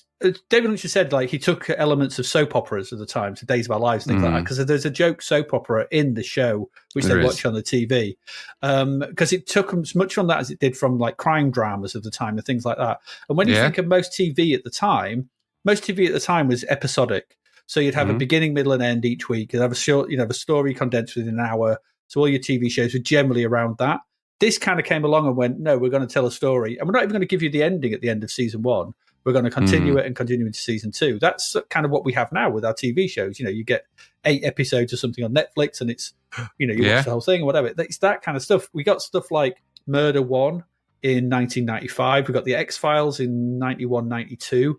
That kind of was Monster of the Week, but also had that sort of overarching mythology episodes. And I think Twin Peaks is almost. There were shows but they were ongoing shows, things like Hill Street Blues and stuff like that, where you had recurring stories going through them, but it wasn't about one thing. This is kind of that, and I think this is the genius of that. At least the programs like Wild Palm, stuff like that. It's really weird in places, really odd. It introduced surrealism, some really weird surrealist stuff to sort of TV that got lampooned and taken off in different directions. There's a great bit I've linked to a clip from. Do you remember Living in Oblivion? I do. With Steve Buscemi, yeah. Steve Buscemi and Peter Dinklage.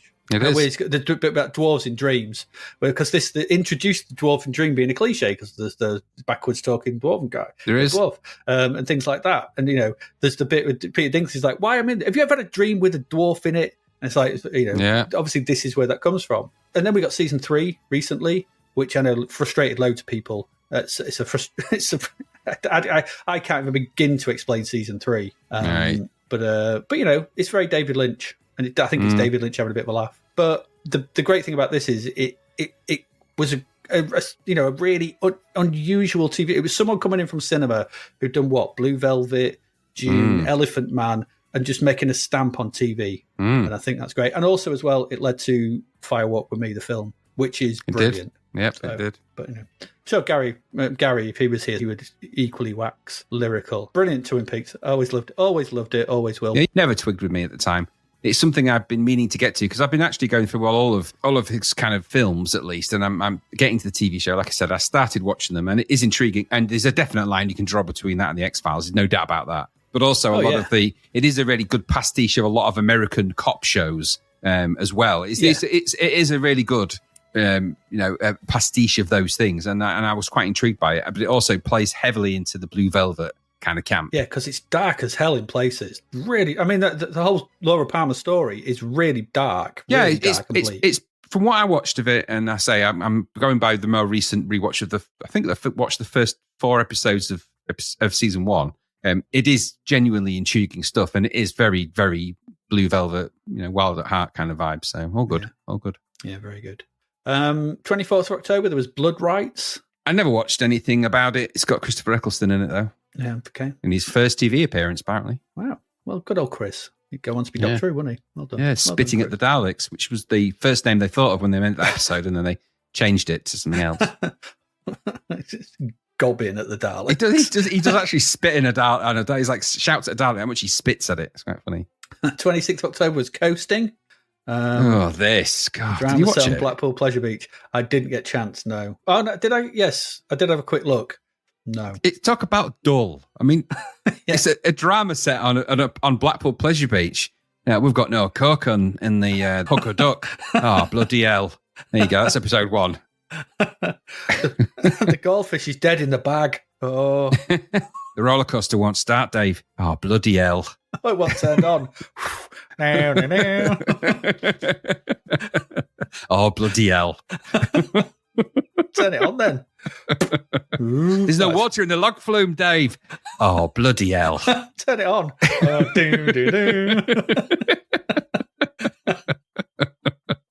Everything's turned off. Yeah. We've summed up the first 7 episodes played. They don't even need to watch it now. No, you don't. That's probably ours was better. Yeah. 28th of October is The Green Man. If you want to watch Albert Finney menaced by the sort of mythical Green Man. Yeah, Kingsley Amis novel in it. I don't know. I didn't watch it, and the only Green Man I've ever really been interested in is the pub that's in the Wicker Man, of course, which is I think called The Green Man. So.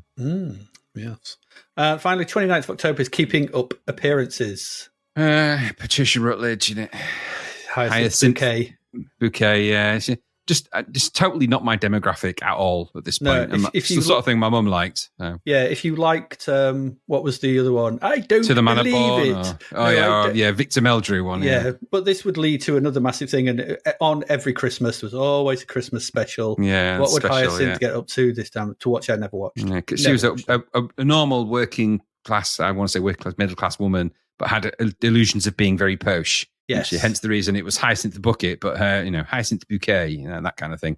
The laughs just keep on coming from that kind of thing. Let me tell you, side split. It's up there with Last of the Summer Wine for how hilarious it gets. Yeah, personally, I don't believe it, but Did believe it. What was that called? We've used mind rubbers. You're probably shouting at us right now what it is, but it is what it is. Film. What was on at the cinema, Graham? 5th of October at the cinema. You could have gone seen Hardware. Richard Stanley's first film, isn't it? Yes, I believe it is, because it's the one before Dust Devil, isn't it? Yes. So this is it's a sci-fi film. Guy comes back, builds a robot for his girlfriend or something, and it goes a bit wrong. Is it goes like ape shit and tries to kill everybody. Yeah. Yeah. So it's a bit Demon Seed, Terminator. Totally set in one apartment, isn't it? I believe. Yeah. I seem to remember quite liking it at the time. Yeah. It's good. Very low budget. It's quite obvious that the robot's eyes are just, camera lenses being sort of, with the iris being opened and closed, slightly wide and short and whatever. But it does kind of work. Good soundtrack, Ministry on the soundtrack for it. It's pretty good. Yeah. I think is he a radio DJ or something, isn't he? So I think so. I can't remember. It's ages since I watched it. And I was going to watch it again, but I realised that I just wasn't ready to watch 90 minutes of Red Brown, which is kind of what that is. So. No, you just do that when we play C64 games. Mostly, exactly. I'd seen enough. If you didn't fancy that, and probably everyone didn't, but they probably did fancy this, you could have gone seen Ghost. Oh my gosh. I think everyone did. I think everyone in the world went to see that. It was massive success, wasn't it? My friend didn't. My friend who went to university, because it's just obviously we're just at starting university this age, because at 18-year-olds, I didn't go to university at this point. But my friend who did and had a girlfriend who I knew as well asked me to take her to see it because she was still here in Grimsby. Why? Because he didn't want to go see it. He said, I'm off to university and it'll be out, and you go take it. You'll probably like it. I was like, this is going to be weird. I did end up taking her to see it, and we had a nice night, and we both enjoyed the film, and then it was all right. Yeah, tears were shed. It's a very emotional film, isn't it? Guy gets shot, and doesn't he, by a criminal in a robbery, and then he comes back as a ghost, and he's trying to sort of get the attention of his partner, who's kind of trying to move on, but he disrupts it and manages to talk to a woman that's a medium, and then they sort of shenanigans and all Whoopi that. Goldberg, yeah. It is pretty good. In all fairness, it's a pretty good film. It is a good film. Yeah, it is. It's a Demi Moore, Patrick Swayze, Whoopi Goldberg. It is a good film. It's got some. I always thought the little devils that come out at the end to get him at the end. They're quite creepy. Pretty good. But the noises and stuff really sell that. I think there's nice ideas in this, but but it is a proper. It's beautiful. You'll never understand how beautiful, or whatever he says to it at the end. Yeah, no, it's not. It's not since this predates Titanic, but only Titanic really. And this film in the cinema, this is like this was an emotional tsunami, wasn't it? I've only seen the only thing I've seen bring tears to people's eyes like that in the cinema, apart from the price of popcorn and M&Ms. Are those two films? I can also say that or a father of six at a Disney movie when they all ask for popcorn and hot dogs, and just watch him look at his bank account on his phone and go, "No, I can't. I've just been warned by the bank. No." The bailiffs come in and say, "You better give us your car now, mate." I have seen similar levels of emotional thing when I went to see Gladiator. Yeah, Gladiator will do it as well. Yeah, Gladiator. So there was a lot of sniffling and and sort of looking around and sort of shuffles and cut into sort of shoulders and stuff and hands up and cleaning his nose. It's a very emotional film. Yeah, I mean, I remember looking around at Gary. He was shed a tear when we saw Bad Lieutenant. He was crying at that. Actually, to be fair, I think he did shed. He is a bit of a crier, isn't he? I think he not, deliberately not crying, staring heavily at the screen when it was Last of the Mohicans at the end of that. I think. Oh yeah, that's another good one. The Cadillac Man was also out that day. Yeah, I never saw that. It's the thing you wanted. It's Robin Williams. Robin Williams is hugely miscast in this. I've always thought. I don't think he's suitable. It's not. He's usually a good actor, but I just think he's miscast as the sort of car dealership guy in this. He just doesn't work for me. Seen the video box, never seen the film. You could have also seen Bad Influence. Yeah. Soft and hesitant young man is in danger when he tries to break toxic relationships with a mysterious stranger who claims to be his friend. Who's in this? It's Rob Lowe, isn't it? Is it Rob Lowe, James Rob Spader? Lowe and, it's exactly who it is, yeah. Oh, yeah. Yeah, I remember this one. Yeah. Yeah, I remember that cover. Yeah, exactly. He does really, it gets real weird in it. It's, but I have vague memories of it, but I remember the video box more. Yeah. The interesting thing is directed by Curtis Hanson, who would go on to do LA Confidential, which is makes sense. Makes sense. Yeah. I think I've seen this. I think I saw this because I was just watching all these kind of the Brat Pack films at the time. We just kind of got it on video and went, yeah, okay. I don't remember much of it, though. I put it in the sort of same thing as Less Than Zero. It's in that. Which is obviously the... is that the Pal? No, that's the What's-His-Face in. Who did American Psycho and it, Bret Easton Ellis. Yeah. If you didn't fancy any of those, I mean, everyone was going to see Ghosts, so the rest are a thingy. You could have gone and seen Heart Condition. Yeah, I didn't see that either. No, a racist cop receives a heart transplant from a black lawyer he hates, who returns to the Ghost to ask the cop to help take down the men who murdered him. With Denzel Washington as the Ghost, Bob Hoskins as the racist cop. Yeah, lots of ghosts inheriting other people and coming back to try and get... Where did they get the idea of that from? I don't know. It sounds like a hoot, this. I bet by the end of it, Bob Hoskins has learned the error of his racist ways. Yeah, he will do, yeah. That'll be the point, won't it? And he'll have a joke, whatever. I wonder if Denzel Washington, if Bob Hoskins is crying at the end and Denzel Washington's going up going, you won't believe it. It's beautiful. I wonder if it had the same impact. I hope there's no scene in it where Denzel Washington is helping Bob Hoskins make a giant clay phallus, quite honestly. Never. I don't want that image in my mind. You've got it now. My love. I knew we should have gone to see Ghost. You said at the ticket office, I want to see the one with the ghost in. They gave us a ticket, said screen 3. I never want to see Bob Hoskins in his underpants ever again. What's Bob Hoskins? What's he doing with that? What's he doing with that clay? What are they making? It better be a lighthouse or I'm out of here. Denzel, no. Oh, he's such a method actor. That would be ace. I would pay if they did that in there, I would watch that. Yeah, Bob Hoskins wouldn't. I ain't watching that back. No chance. Then they do a piss take of the classic thing you've seen. Is it one of the Naked Guns? Well, yeah, it's because loads of hands come in, don't they? I think. Yes, that's the joke. Yeah. 12th of October is La Femme Nikita. Luc Besson at his finest, I think, or certainly one of his peak films. Yeah. Very well put together, much better than the million copycats that came of it, including Nikita, which is a kind of another remake, isn't it? A TV show? There's a TV show, but there's another version of this, which was shot by an American director, wasn't Luc Besson? It's exactly the same story. Sort of female person taken off the streets, turned into a kind of super agent kind of thing. Yeah, because he does stuff like this later, doesn't he? Stuff with like Anna and things like John, that. John Badham made a version of it, I think it is. It might have been him, just called Nikita, yeah. Yeah, something like that does ring a bell. I remember this. I remember the cover for this. She's sort of up against. It's very green, and she's up against a wall with looking over her shoulder, holding a gun. If I remember the cover. Absolutely. But I remember enjoying this. I mean, does he do it's Leon good. next? I don't know if it could be. I don't know that much about Luc Besson because there could be a bunch of other films in between that never made it. In next, RoboCop 2. RoboCop. RoboCop. What do you think to this film? Now, I've reappraised the RoboCop films of late, all of them. Oof. And the first two are, obviously the first one, brilliant. This one's just very confused. It's actually really violent, really, really violent. Yeah. But it's confused because of, I think you're almost watching a fight between studio execs and people who wanted to make a really violent film happen live in front of your eyes, to the point when it almost the violence between in what you see on the screen and the way it plays out, and clearly the discussions that were happening between the film execs are directly on the screen. You're seeing a visual version of people arguing about what RoboCop should be. The RoboCop was never a kids' film, but they got a director of, I think, the Return of the Jedi movie in, didn't they? I think it's one of the Jedi movies. Empire Strikes Back, isn't it? Yes, one of the Star Wars. Yeah, Empire Strikes Back. But they got a very competent director in, but then they try and sort of uprate the violence. There's some really weird characters in it. The question was, do I like it? The answer is yes, but I hate the soundtrack. I actually hate it. But the film is very good. The film is good. It's a bit of a weird. I can see why it didn't work. Yeah.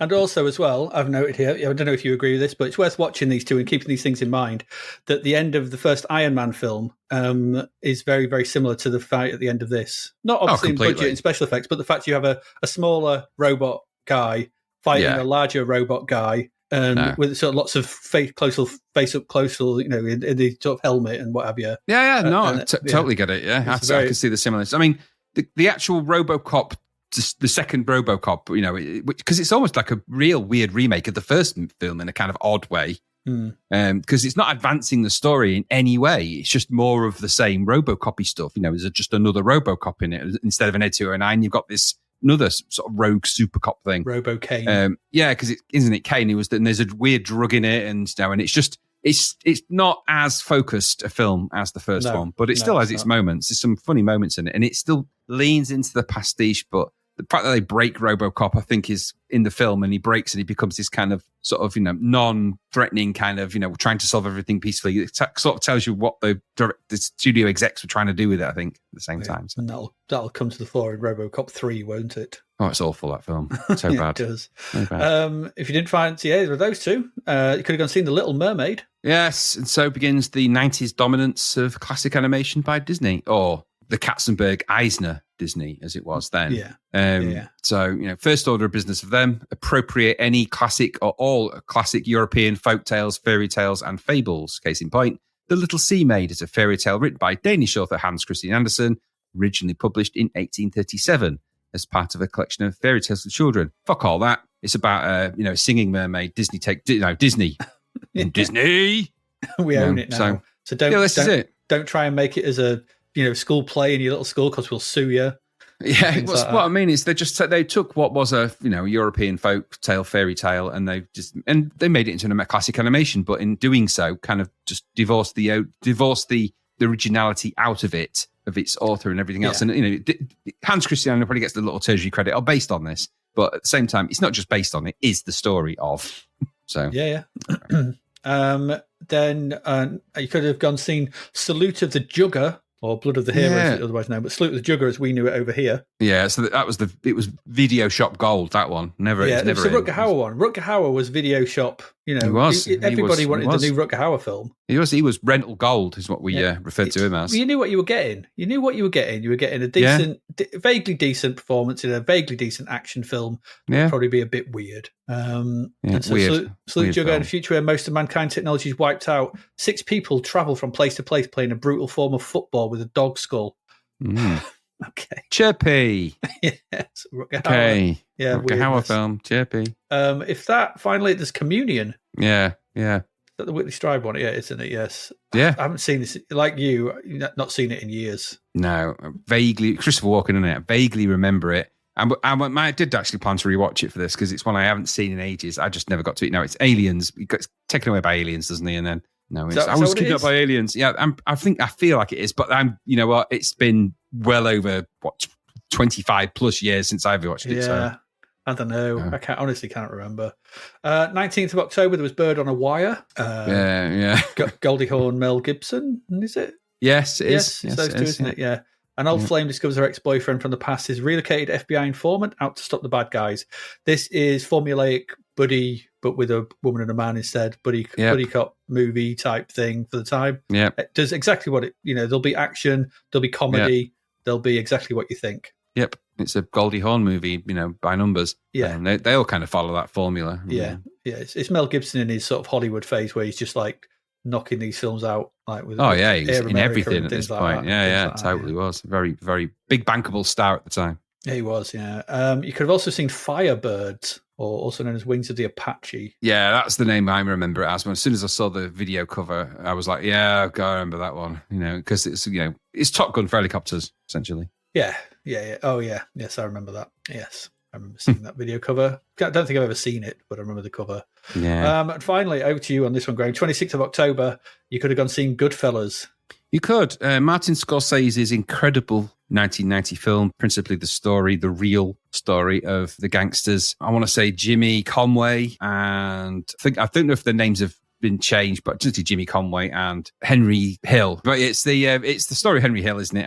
And Jimmy Conway and Tommy, I can't remember his surname. But principally played by Robert De Niro, Joe Pesci, and Henry Hill played by Ray Liotta. Ray Liotta sadly passed away. Ray Liotta. Yeah. So it's the story of them, very famously made, very famously shot. There's loads of amazing Martin Scorsese, and perhaps the real winner here is the Thelma Schoonmaker editing, because the editing in it is just off the chart brilliant. It's an incredible film, Goodfellas. Remains really good to this day, and it kind of set the standard for gangster movies, because it's a gangster movie at the end of the day.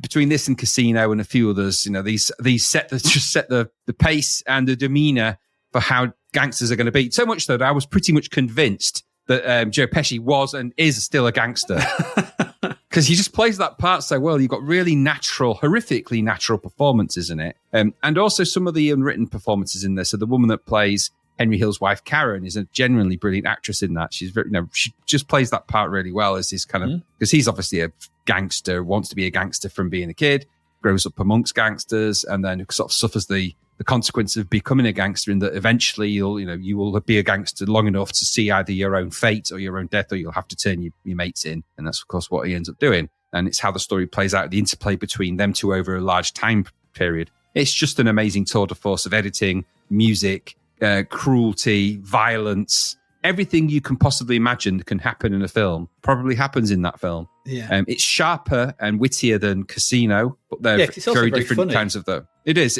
And so, like I said, sharper, wittier, eminently quotable stuff in it. It's just one of those great films. It's up there for me with things like The Godfather and films like that. It's an astonishing piece of cinema. One of my favourite films of all time, Goodfellas.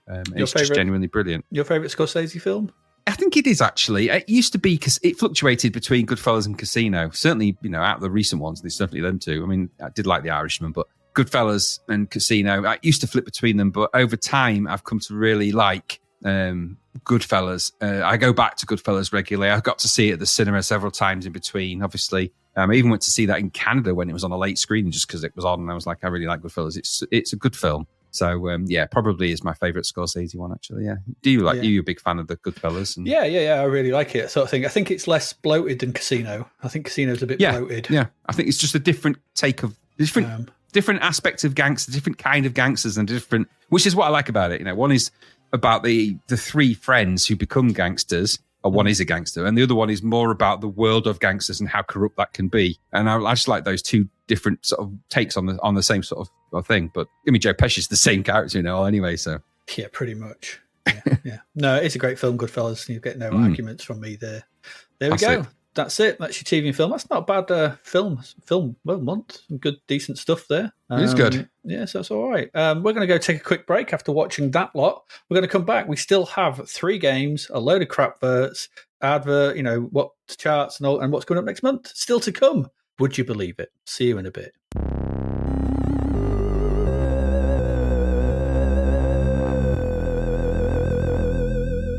We're back. We're back for the third part to see out October 1990. 3 more games to get through, and the first of those games, well, it's a sequel to a game we didn't see that long ago. This is Deliverance, Stormlord 2. £10.99 this. Okay. Got 79%. So 1% less than Flimbo's Quest. Odd. And this is, it's the second very good-looking scrolling platformer that I get to look at this week, I guess. Can't complain. Yep. Deliverance, Stormlord 2. We looked at the first game back in episode 128, and though we thought it was very good-looking, it was let down by the ridiculous difficulty level. That's what I think that was basically our précis at the time. Has that been rectified for the sequel, or will this be a case of the same thing all over again? Let's find out. It's from Hewson, this. The ever-reliable Graft Gold releases, I think, with the concept by Nick Jones and Raphael Secco. So it's those guys again. They're working together. The producers were Barry Simpson and Paul Chamberlain, and the coder was Nick Jones. So we've seen him do loads of stuff, Nick Jones. We're in for a good technical exercise here. There's no doubt in Nick Jones' technical sort of coding chops, and he's just got better and better as he's done. And we're going to get that again. The graphics are by Mark Washbrook and Martin Godbeer, and the music is by Thumpy Matt Gray. It is. And not the Maniacs of Noise, as stated in the Zapped review. No, weird. I think I read that. Was there a change somewhere? Because this struck me that this probably would be a Maniacs of Noise. Maybe it got replaced at the later stage or something. I honestly have no idea. I don't know. It's Matt Gray. It's clearly Matt Gray. There definitely is. I'm just wondering if at some point, because it seems odd, but you never know. Well, you reckon that the Zap guys heard a different version? Yeah, I'm wondering. I've read somewhere that there are alternative versions of this game out there somewhere. So, okay, I don't know. Wasn't it, just to say, the first game? I just want to check. Actually, was the first game the graphics? Yeah, the graphics were huge bins, weren't they? Yeah. So, there's a change now. So now it's Mark Washbrook and Martin Godbeer. Okay, it is. Anyway, there's a nice loading screen for this. There is, but it's a bit bland, isn't it? It's got a helmet, an axe, and a sword on a brown. I think it's trying to tell you something. Maybe it is. Give me Deliverance.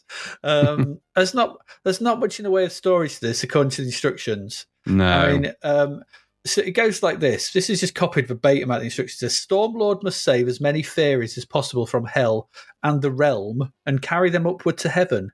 Demons will try to steal back the fairies on the higher levels. Stormlord will encounter numerous foes and obstacles on his way, and these must be fought with the abandoned weapons that litter the landscape left by lesser mortals who failed in their quest.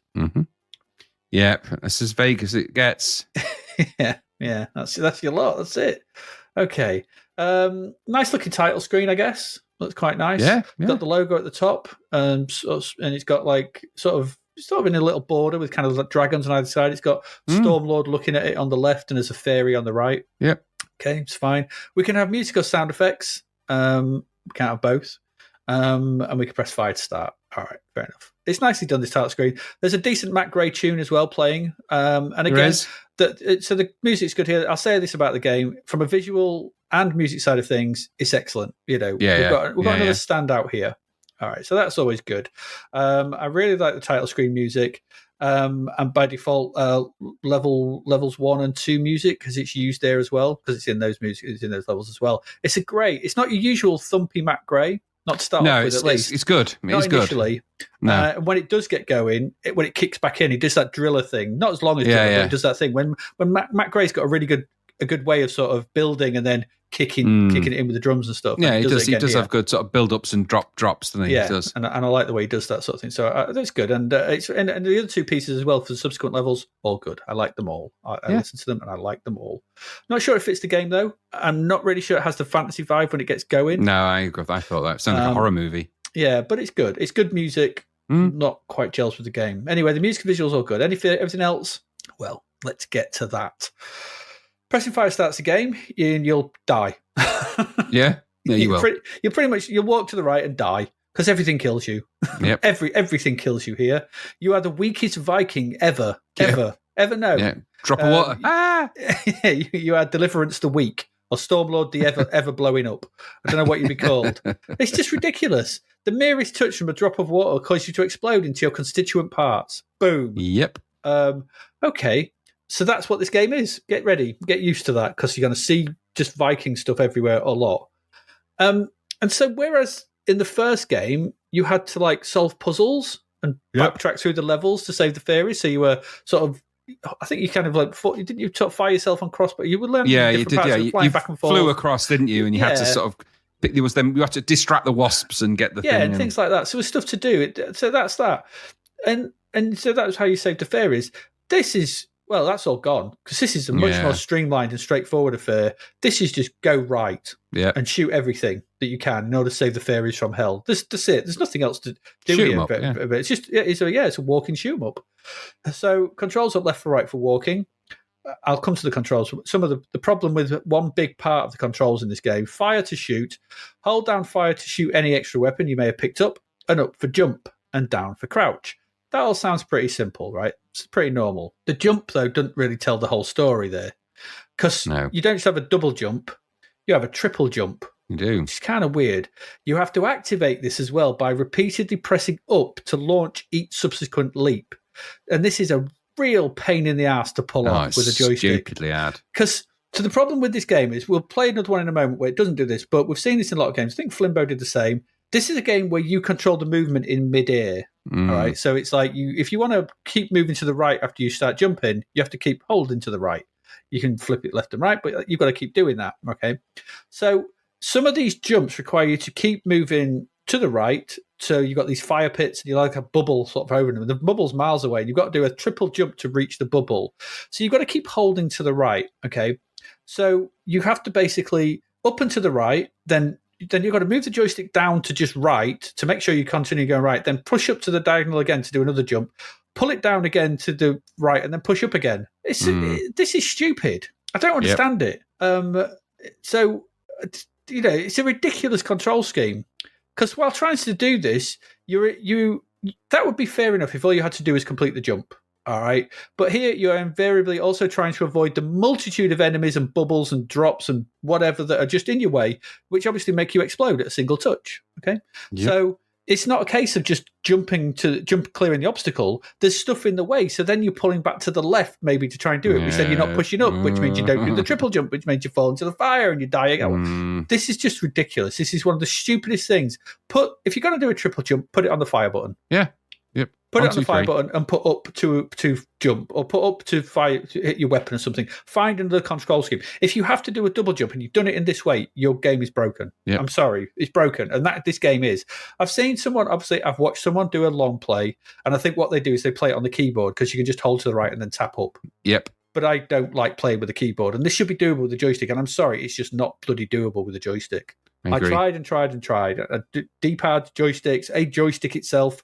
Yep. No, I agree. It's ridiculous. So the game, anyway. So there you go. That gets out of the game. That gets out of the way.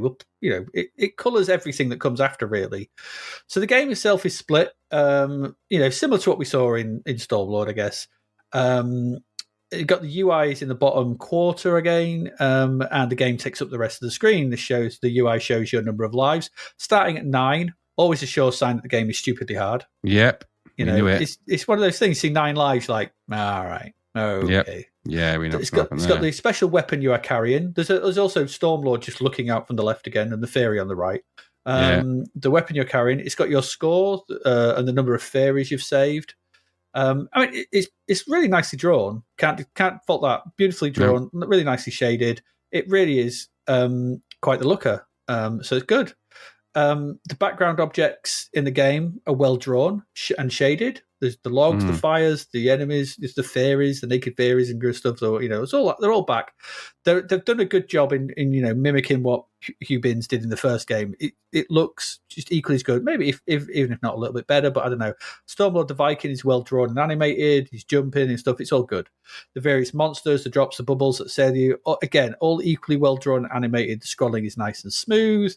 And great that, get that. I read on Lemon that there's some slowdown in places. I'm going to be honest here. I didn't get far enough into this game to find any of them, because I was just dead all the time. So I don't know, because no matter how good this looks and sounds, it's a horrible game to play. It's just horrible. I couldn't. That jump is stupid. I just thought, God, what have we done? The instant deaths are annoying enough. And a drop falls on your head, or there's a bat flapping around sort of thing that just, oh, God's sake. The difficulty level right from the off is just crazy high. It's just crazy high. From the very instant you start, crazy high. So it just makes this a really unpleasant experience to play from the outset. There's no in here for the player. We talk about this. We talked about this load sort of thing. You've got to give the player an in into the game. You go play Flimbo's Quest, right? Yeah. The opening level is a nice little jaunt. There's not too many enemies. There's a couple of drops on either side which may catch you out, but you get used to it. Okay, fair enough. You learn them. The second level is harder. Obviously, there's more drops and more jumps and more navigation to be done. But the first level is a really easy, welcome to the game. We're going to make this bit, show you what to do. You only got to get 3 of them. The enemies wander about easily. Here it's like, we hate you, and we don't want you to get anywhere. So that's what this game is. So there's no in. There's no in to this game, which is really annoying. So it's move and dead. And, also it just makes very little sense. Why does a Viking explode when a droplet or bubble hits them? I don't get it. I know you're in hell, but it's just stupid. It's stupid, really. Give me an energy system, some degree of something to allow the player to become accustomed to the game. Yep. 9 lives, they're gone in moments. There was some points I barely made it. I think the first I got, it's weirdly designed as well. I watched a playthrough. There's little bits in this where you supposedly, you get onto dragons and stuff if you're good enough. There's bits in it where you're going along and then the game just stops and then and then, sort of not endless, but a very long supply of sort of goblins just come on from the right and left, which you just have to duck and shoot at for quite a while. It's boring. It's like the end of. It's like for some reason they looked at Green Beret, that ending where they all come out the truck and run at you, and it's felt like that, but for no real reason. The game just stops, and then when you kill them all, just start scrolling again. It's like, what happened? I don't get it. There's just not much in the way of design here, and it's just annoying to play. It never goes up or down as well, so it's on a flat plane. And it's just death. Simply moving and dying immediately. It's no fun. I was turned off by this in the first couple of minutes. I can't be wasting my time on something so hostile to the player. I felt frustrated. Like I said, I watched long plays, of course, but the payoff for putting yourself through this isn't worth it. There's a rubbish ending. Basically, what happens, you get to the end, the fairies that you collected just sort of float up out of you, and then it says game over. Yep. No, congratulatory message. No, well done, you're free to finish. Your game over. Oh, Thanks for that. Thanks. You hate me. You just hate, this game hates you. There's some parts of this where you fly a dragon and said, I couldn't care. Stupid difficulty level and controls make me walk away from the sharpest. I really didn't get on with this at all. It looks great, sounds great. Matt Gray's music is great. The graphics are really nice. But to play this, no. What about you? Exactly the same. Looks nice, sounds great, rock hard, and fiddly controls. So, really annoying level design that is not, it's designed to make it so you can't win. Yes. And so it has a loathing for the player. So it entices you in with its fancy screenshots, but it literally hates your guts the minute you start playing the game because it makes it borderline impossible to do anything. You'll move, you'll die. You'll move again, you'll die. It's punishing in its mistakes, but not in a nice way. So I don't know. And it's also a backward step, I think, from the first game. The first game wasn't great. But being a more of a collector and sort of puzzle solving game, it has better logic behind what you're doing than just it's a shoot 'em up. This isn't a very good shoot 'em up because it's not a game that looks like it's going to be compatible with that logic, and it isn't. So offers a lot for the ears and the eyes, but it's stupidly challenging. Not the only one we're going to come across that's stupidly challenging. But it's for me also, when the same problem occurred with Stormlord, I like the way they both look and all the rest of it, but they don't have the hook. They don't make me want to come back and try again. They're just too punishing. I don't want to be just, die lots and lots of times and get nowhere. No, thanks. I need to feel like I'm progressing a little. This doesn't let you do that. Stupid game. So no thanks. No, don't get me wrong. Graphic powerhouse, awesome music and everything. Worth probably loading just for those things. Yeah. But the gameplay is horrible, and that's a great shame. So, but it is what it is. It's horrible. Yeah, it is what it is. There you go. That's Deliverance, Stormlord 2. It did not deliver us. Didn't like it. Let's move along. We've still got 2 games to get through.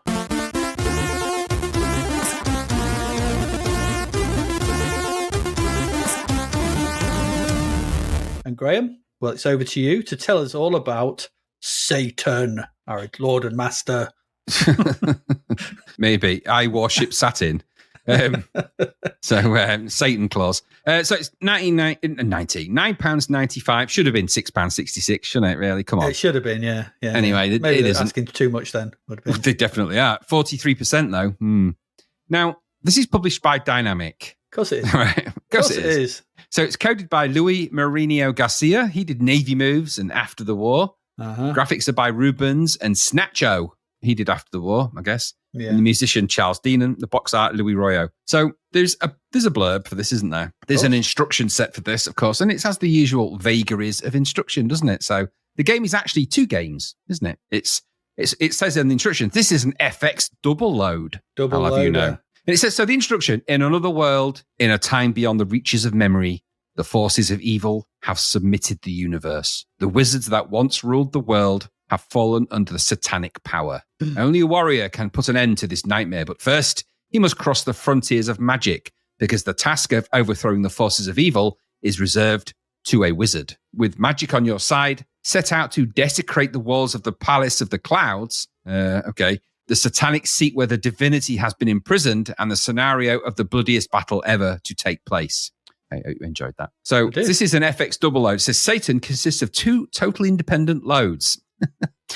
To play part 2, you must complete part 1 and gain an access code. We've seen that logic before. It's the dynamic way. Dynamic way. So we'll talk about the loads, the first load and the second load, of course.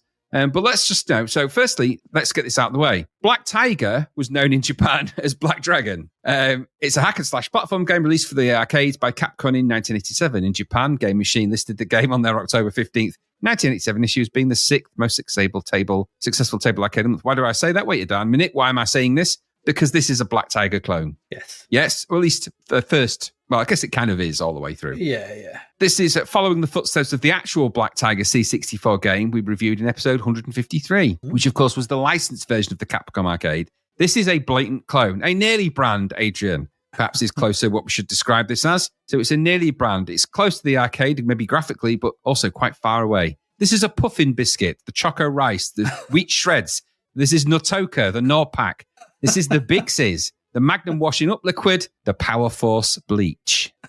That's what this is.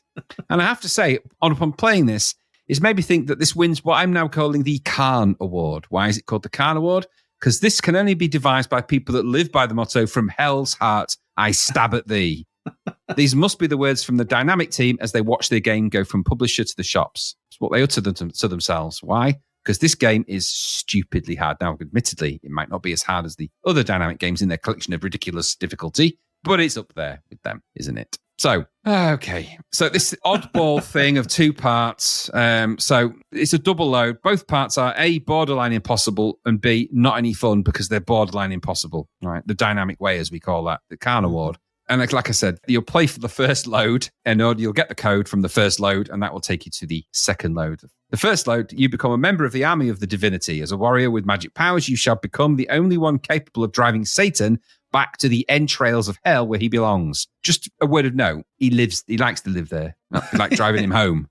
He wants to be there. It's where he lives. It's his house.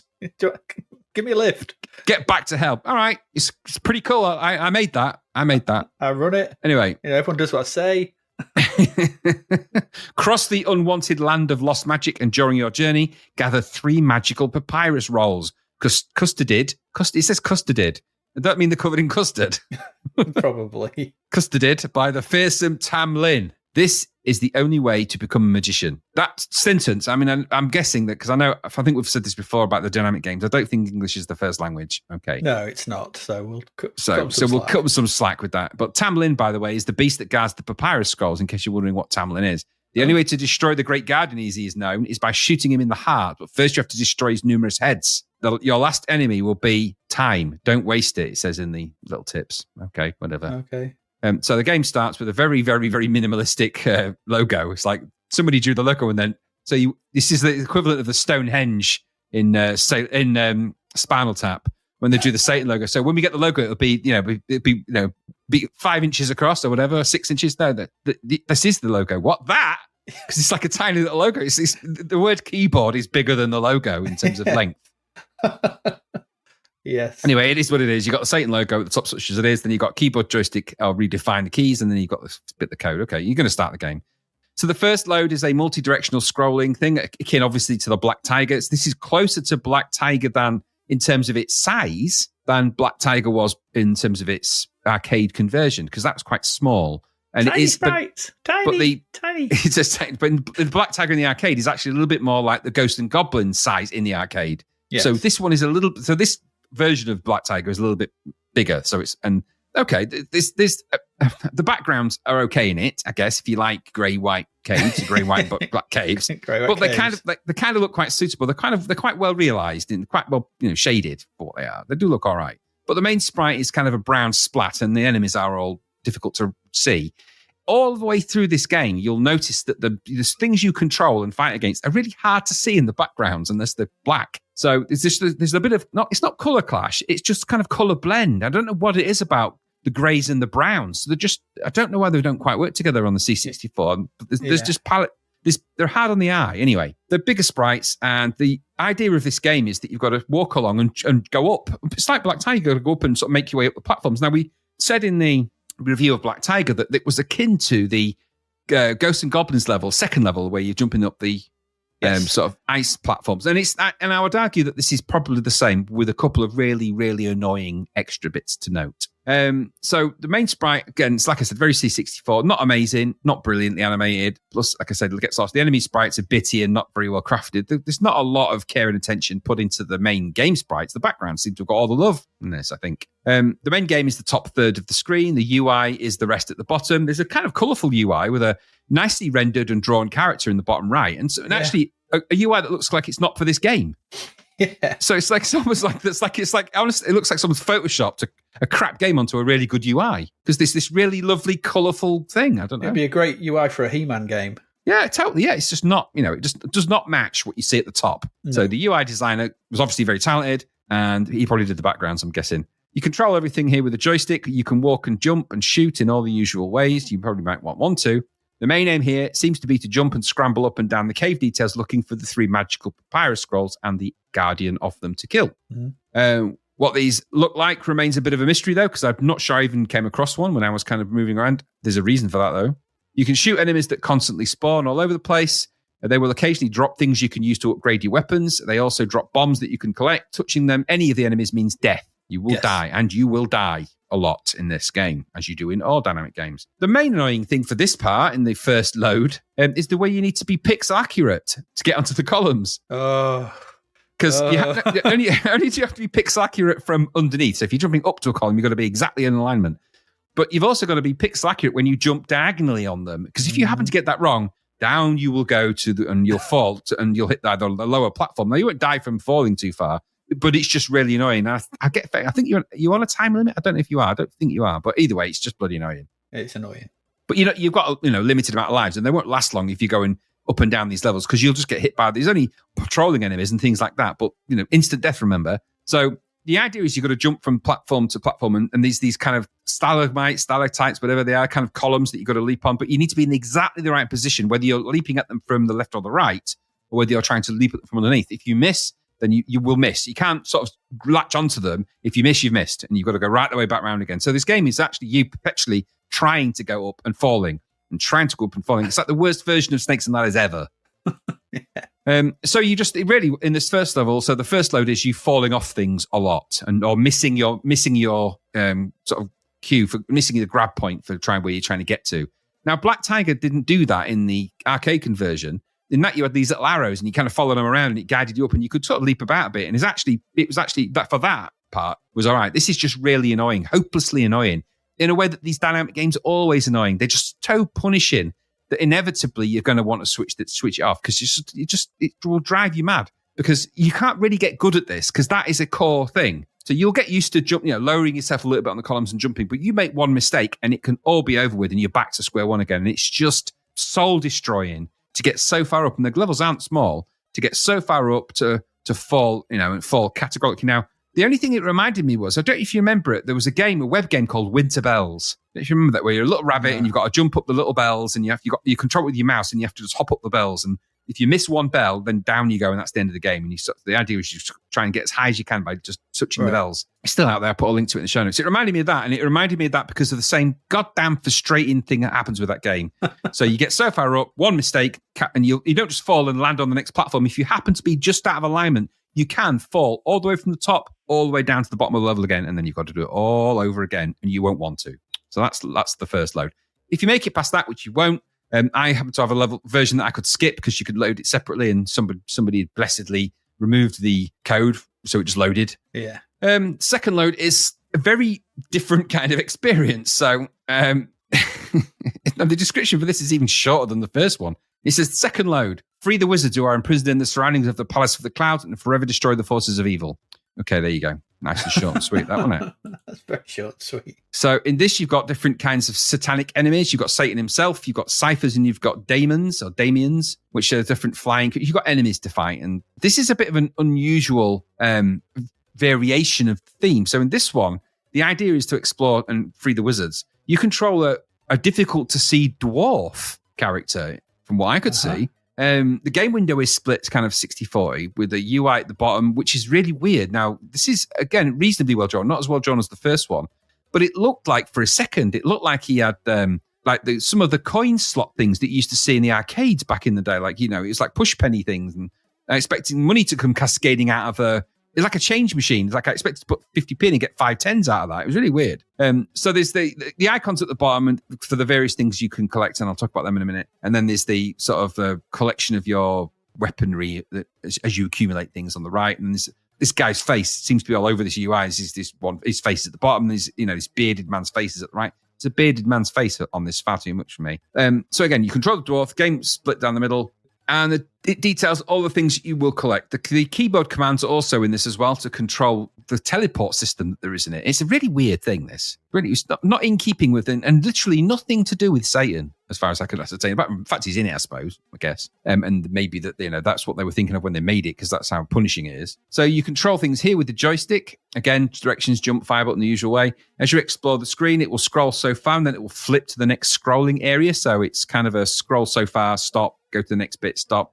Every now and again, you'll find yourself under attack from some demonic enemies that prevent you from progressing onto something.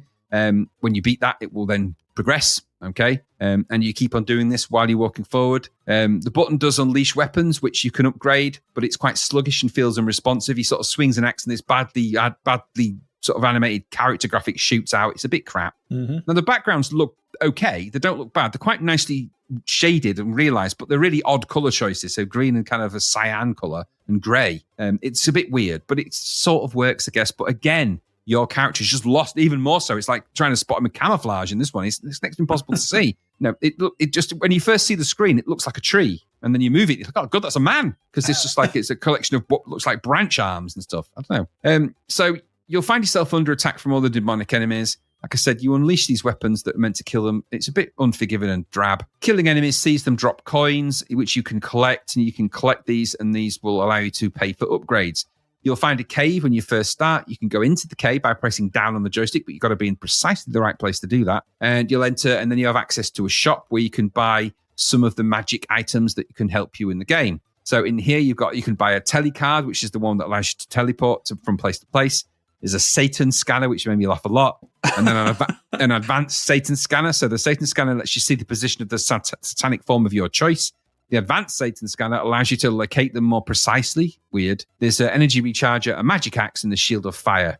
So the screen, the UI tells you the number of live wizards you've got, the state of your satanic forms, whether it's, it says present with a captive wizard or dead. So you've got to try and beat the different satanic forms who are holding the wizards. It's a really weird idea and not very well explained in the instructions, I have to say. No. You won't glean any of this from the instructions. You just kind of figure it out as you go, really. Yeah. And that's only because we played 1,500 plus games. I don't think there's a lot given away here to what exactly it's all about. Really, what you end up doing is dying a lot in this, because that's all there really is to do. Wander around and die a lot, and maybe you'll come across Satan. You won't beat them. Not in a million years will you beat him. And you'll be dead before you even get a chance. So, which makes sense. It is the all-powerful dark angel, Satan, isn't it? Yeah. So it is Satan. It's not going to be a walk in the park, is it?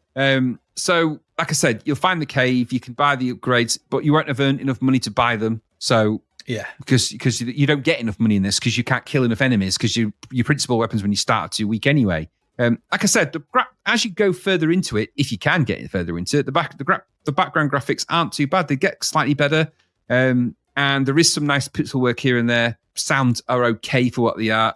it's not utterly horrible, but it's just boring and too difficult and not about anything. So you don't know what you're doing, really. It's like, it's just a vague idea. Find some stuff. Just find stuff. It's like, what am I doing? What's the purpose of this? Why is it called Satan? What am I in hell? What am I fighting him for? What's the purpose of this game? There is no functional purpose to any of this game. What's it doing? Why am I a Viking of sorts? Why am I a dwarf all of a sudden? What's it got to do with Black Tiger? Why was I in there in the first place? What's going on? Why have I got a coin machine for UI? Why do I need 50 pence in 2p's? What's going on? What's happening? It's just vague, unforgiving nonsense. And plus, I read as I went to the YouTube and had a look at some playthroughs of this, like we do. Had a look at some information. There's no ending to this as well either. How crap is that? It doesn't end. It just goes, that's it, game over. That's it. Not a well done, not a thank you very much. Just ends. So all of that effort, and it would take considerable effort to get through that. Nah. Another game with a nice look, I guess, but a game design clearly inspired by Khan. No. From Hell's Heart, they stabbed at us. This is more playable than some of the other dynamic games in the sense that there's something happening in it a bit more. Certainly the second part, it's a little bit more, I don't know what they were thinking, sort of an arcade adventure. But it just feels like it's this kind of make it really difficult, throw enemies in and make sure that, that's it. That's the only game mode they know. That's the one game design they always do. Walk, avoid, seek, avoid, kill, avoid. It's just variations of Navy moves all over again. That was exactly the same. Hop over the things, make it really difficult, get into the thing, make it really difficult, scroll from left to right, make it really difficult. We've seen this done a dozen times by Dynamic, and it's not a variation of gameplay or game design. It's the same thing over and over again. Endless and ridiculously difficult games are not fun. This is no exception to that. So it might look okay around the edges, might have okay sound, and I have to say, I think the opening sound is a very Galway-inspired theme to this. Or was that Atomix? Oh, that's Atomix. That's Atomix. So the music in it, such as it is, okay, it's Charles Dean, and so title screen music, all right. The rest of it, just over-challenging, dull, which is something we've said about almost every single one of their games, I believe. So now that's my thoughts on it. What about you? Principally the same. Twitchy Black Tiger knockoff. I think I've actually noted here that it's not the usual level of difficulty we've seen in the games from them. I think I've put that because I played this directly after Deliverance. Yeah. So, you shouldn't say much, is it? No, but it made this bit. I thought, this is actually quite easy. The jump's not too, I'm not having to do the stupid triple jump. It's still stupid though. It's a weird game, really weird. I did kind of like. For one point, we've not seen the mighty leap of a hero for a while. Yeah, he does have a good leap. He's got a mighty leap in this, and he's like, when he jumps, that's a mighty leap. It just feels a bit off. There's something about it just feels a bit off. I thought the backgrounds, they're nice. They don't really fit with the main sprite, like you said. It just all feels a bit disjointed. Like it don't quite fit together. Some of the sprites are quite nice, though. The gameplay's really rote, isn't it? It's really rote. We've done this before in Black Tiger and countless other bloody things as well. Yep. Some of the power-ups are okay, except you instantly lose them when you die. Yeah, it's something to give it. It's their way, isn't it? So you instantly lose, and that's and it's usually due to a badly timed jump. Yeah, it's a Khan game. Yeah, because it's just annoying as it is in any game. I didn't hate this, but I can't say I really enjoyed it either, because it's just going on the back of Deliverance, right? That would annoy the shit out of me. But it just feels overly familiar in many ways.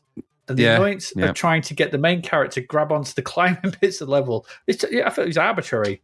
I'm so annoying. At this point, like, I've fallen. Why have you fallen?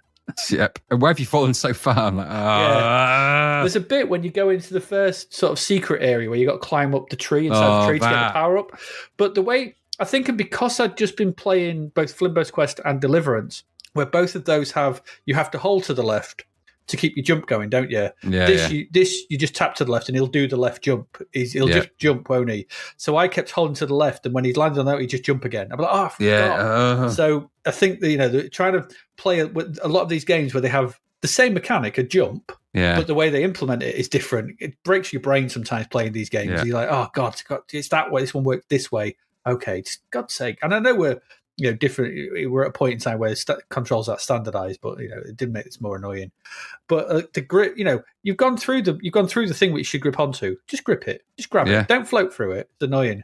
And it also reminded me what we said about in last week, Heat Seeker, which is the jump. You jump, you'd fall down, you climb up. Jump, fall down, climb up. Jump, fall down, climb up. Those kind of things. Just it's got some nice scrolling though, I thought. And some of the backgrounds, like you said, are okay. And the weird second section, well, it's just weird, isn't it? It's just weird. The whole thing's just weird. I don't understand what it is, though. I don't understand. And like you said, it's far too vague. It's neither one thing nor the other. It's just a bit. I don't know. It's a strange game. This 43%. Yeah, because I don't know what else to say about it. Because it doesn't. No. It's too fidgety and too precise, but then again, you'll die too quick. So, well, yep. No. Here's what it is. But this got 43% and Deliverance got 79%. I think that's principally exactly the same problems in both. Graphics just better in Stormlord by a fraction. But yeah, there we go. That's Satan. There we go. We still have one game left. The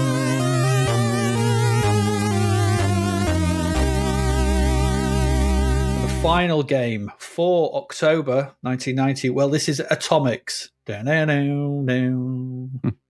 Atomic. The final game, it's Atomix. This is from Thalion. So tell me they make condoms. I'm sure they do. Thalion. The second game. This is the second game in recent weeks to try to make sure you understand its physics credentials by having Einstein's face somewhere within it. Yep. Because we had that emotion, didn't we? Which had Einstein in it. So it's like, this is about physics. It's got Einstein on it. Oh yeah. Aye. Okay. This was coded by UWE. I don't know. Uwe Dam. And Uwe Dam. Musicians were Holger Nipping and Michael Hendricks. The box art was by Michael Helmick. Okay. Originally, this was created as an Amiga game. It's created by Gunter Kramer and exported to various systems. Okay. And the aim of this game is pretty simple. This won't take well long. Assemble molecules from the various atoms that are on the playing field. That's basically it. So that's it. That's kind of it. Okay. So each level is progressively more difficult. The last, it's a puzzle game. Essentially, it's a puzzle game. This one, so to end on, it's a puzzle game. You have a time limit in which to complete each one. Otherwise, it's game over. If you do not have enough, supposedly, if you can spend some score to play again, but if you don't have enough score, I never had enough score to actually continue. So I don't know when you get enough score, but anyway, but that's the whole point. So die, game over. So when the game loads, we get the title screen. We've got Einstein's face. We do. Because of course we've got Einstein's face. And there's some options to play. We can play 1 or 2 player. You press 1 or 2 on the keyboard for them. We get a difficulty level selector. Press 3, 4, or 5 for easy, medium, or difficult. Okay. You get some music. It's okay. It's a little busy. It's reminiscent of Galway's player. I thought very similar. I think I thought I was listening to a Lost Galway piece. Yeah, it's the same sounds. I don't think it's his player because it's very prescriptive about who had that, but it's definitely these sounds. Well, it could have been ripped, couldn't it? I don't know, but yeah, it's very odd. But it's not terrible. It's all right. It sounds like Galway, so that's always praise. But it's not a terrible rendition, so it was fine. I'm not sure it fit the game, but there you go. You have to press space to start the game. That's weird. Like just press fire. It's keyboard start. It's weird. So it's keyboard to select everything on the title screen. And then for some reason we have a multi-load here. Yeah. So we have to wait for the first 15 of the 30 levels to load in.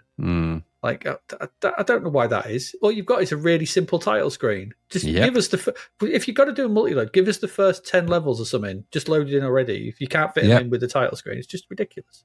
Absolutely. When the game loads, we're asked to press fire. A really large, elaborate, and off-center font. It is, yeah. It's like a double height font that's got raster bars going through it, and it's off-center. Like, what? Yeah. Why did anyone think that was a good thing? So you press fire. So now we're back to the joystick, and the game screen finally appears. And what it's a Sokoban variant, isn't it? Yes, essentially, it's a Sokoban variant. So you like Sokoban? We've played Sokoban before, where you push things to get them around, and you got a maze, and you got push objects, and you try to get them to fit them into dots, and yada yada. It's that sort of thing.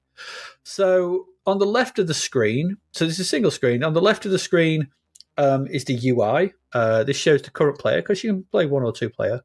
It shows the score, the high score, the level you're on, and it also gives you, in big thing, is the time remaining for the level, and that's constantly counting down. You get 3 minutes or 2 minutes 40 or something. 3 minutes, yeah. 3 minutes. You got 3 minutes to do these, right? So beneath this is in a big block is the molecule that you're trying to make. Okay, so the first level is water, so it's H2O. And it's got a little diagram of how this fits together. So it's got a hydrogen molecule, an oxygen molecule, and then another hydrogen molecule. All joined together. And that's basically it. So you got to get it like that. And on the right of the screen, you've got this maze-like structure, the Sokoban structures. So there's like bits, lane. I don't know if you played anything like Sokoban. It's like, I don't know how to describe it. It's like just a sort of a block with some bits jutting out and stuff like that. It's made by sort of character graphics. So imagine character graphics, bits and bobs jutting out. And in that kind of maze-like thing, you've got the 3 molecules at different points. Okay, so you control a square that sort of moves around because everything's character sort of size. You move the square over the different squares within the sort of maze, and then when you reach one of the molecules, you press fire, and then you take control of it. So here you can slide the molecule left, right, up, or down. Okay, and that's kind of it. But here, I don't know if it did this in other Sokoban ones. I've not seen this, but it's a bit like Pengo, because once you slide something, it ain't going to stop until it hits something. Yeah, that's right. So when you push a slidey block in Pengo, it's like that, essentially. Yeah, it is. So it won't stop until it hits a wall or another molecule.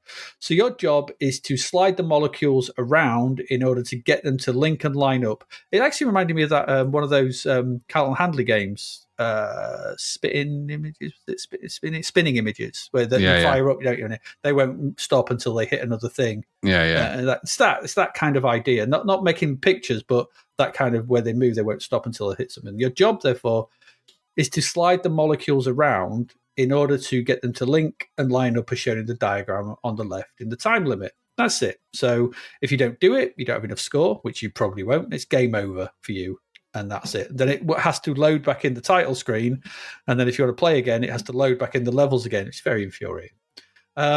As the game progresses, you solve more of the puzzles. The links get harder to manage.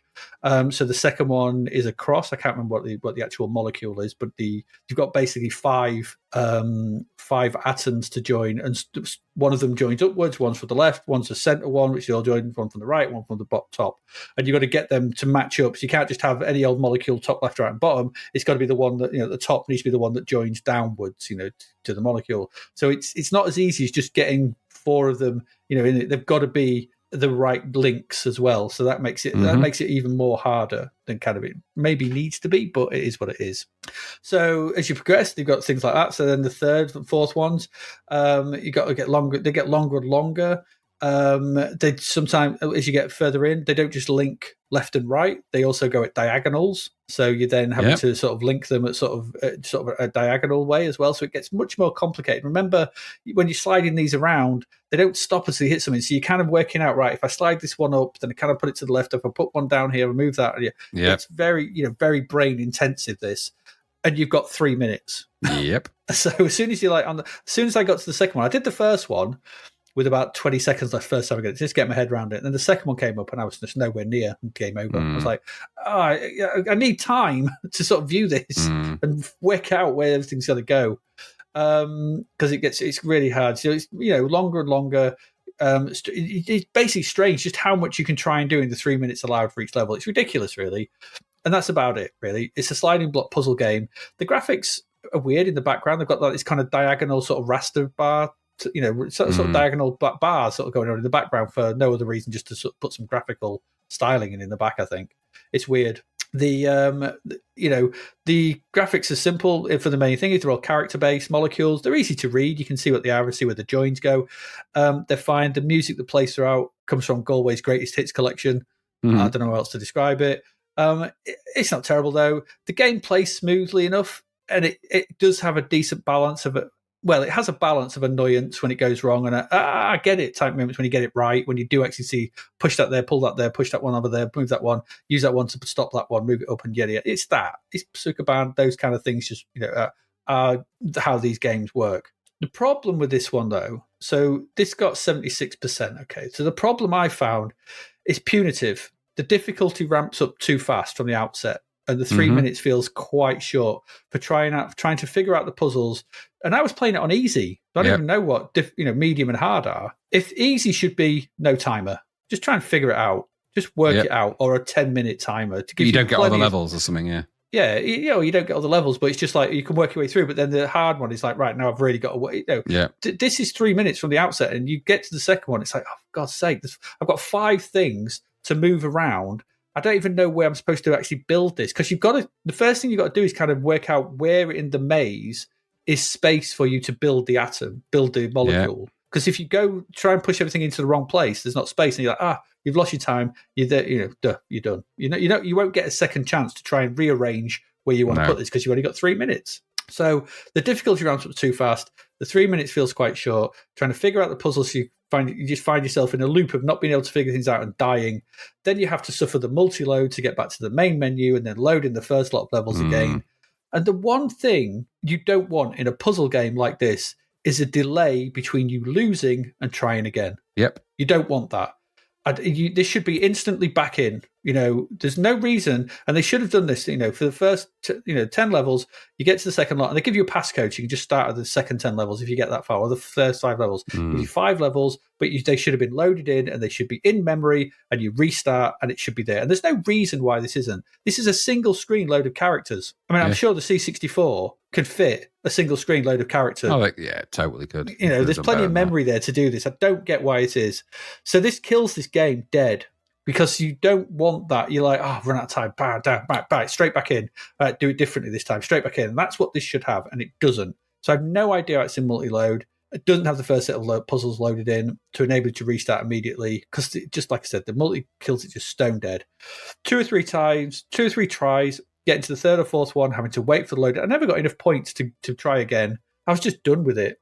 So I'm like, there are loads of games like this. There was that Sokoban game we played. There's tons of stuff like this. There's puzzle, sliding block puzzle type games. There's tons, and we played lots of them. Spitting images, things like that, which are done better than this. This, it offers you. They've got to have a quick way to start again. And when they don't, frustration quickly sets in, as it does here.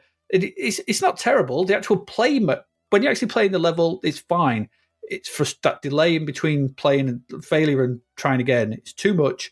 And $9.99 for this? I don't know. It's get rid of that front end, that stupid picture of Einstein, compress this into a single load, put it out for £3, and you got a great little puzzler, all right? One that can start over and over again really rapidly. Imagine, we've seen some games like this with the sort of character graphics sort of weirdness from Mastertronic ages ago, with sort of weird sort of puzzly things where you have to sort of go through levels. And that could be one of this. Suffers from disc bloat, and is all the worse for it. There's a decent game in here, because of course there is, because it's one of those, and those kind of games are always decent. But they've tried to over-elaborate upon it, and that has robbed the immediacy of the idea, and you can't do that from this kind of game design. And so it just lets the whole thing down. So 76% is too high for me. This is a 40s or 50s because it's just ruined by that multi-load, and it should have been, when it came down to it, it's a budget idea at this point. What did you think? It's not a bad game. It's not a bad idea for a game per se. It's sort of easy to get into in the sense that it's a puzzle game, one screen, and it has that kind of addictive quality that those games have. However, it looks okay for what it is. Like I said, music's quite good because it's like Galway inspired. So those are the good things. But unfortunately, the time limit is restrictive, and it, like you said, exactly as you say, it's too hard, too fast. That's not a review anybody wants. It became quickly unpleasant, which is also a review nobody wants. So for me, I was just like, I thought my final, I mean, I'm not going to add much more to what you said, because everything you said I agree with. The graphics are a bit dreary, I think. It could have just had a bit more production, which would have made it nicer. You could have done it, you could have had a smaller form factor. It doesn't say you could have fit more levels into the load, so it didn't have all that horrible loading. Totally get that. And I also think that this was probably a mobile game before mobile games, really. This is good on mobile. Yeah. But the pain here, of course, is that firstly, it's too hard too quickly. Secondly, it should have been a budget game. It's too expensive for what they're offering here by miles. We've seen better budget puzzlers than this. So that's my final thought on it. There's a nice idea under the hood somewhere, but not this version and not at that price. So no. Then there we go. That's Atomix.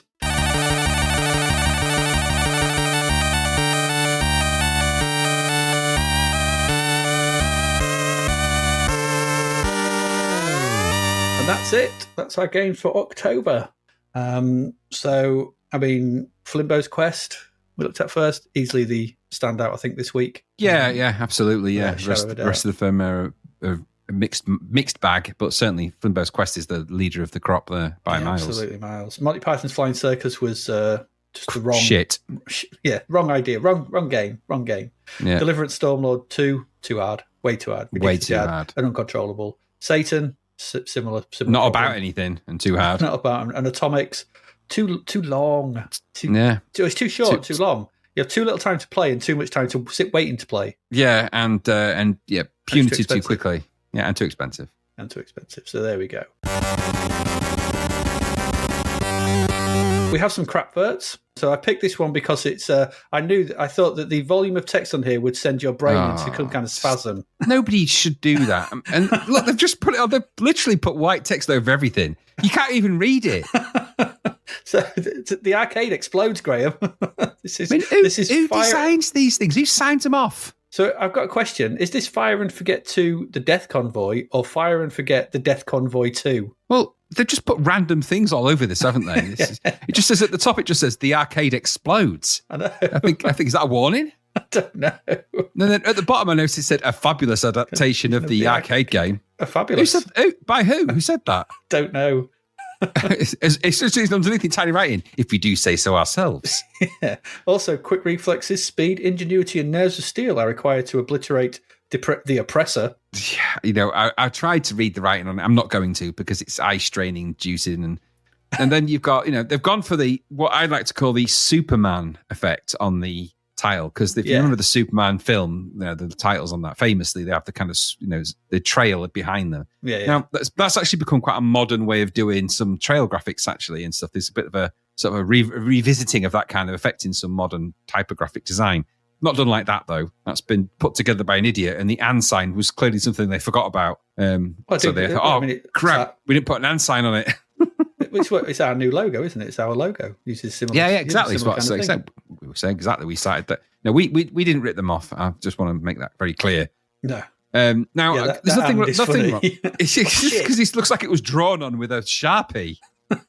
The Death Convoy font is wrong and shouldn't be there. Don't need that anyway in there. The graphics of the detail is covered by text. That's the thing. The actual graphics, the car chase, the graphics around that, the explosion, that's fine. You could have just had that. Yeah, you would have. You don't need all of this, I look at all these blah, blah, blah, invisible text. I just can see the word nuclear threat convoy and ultimate explosion, which all sound like vibrators.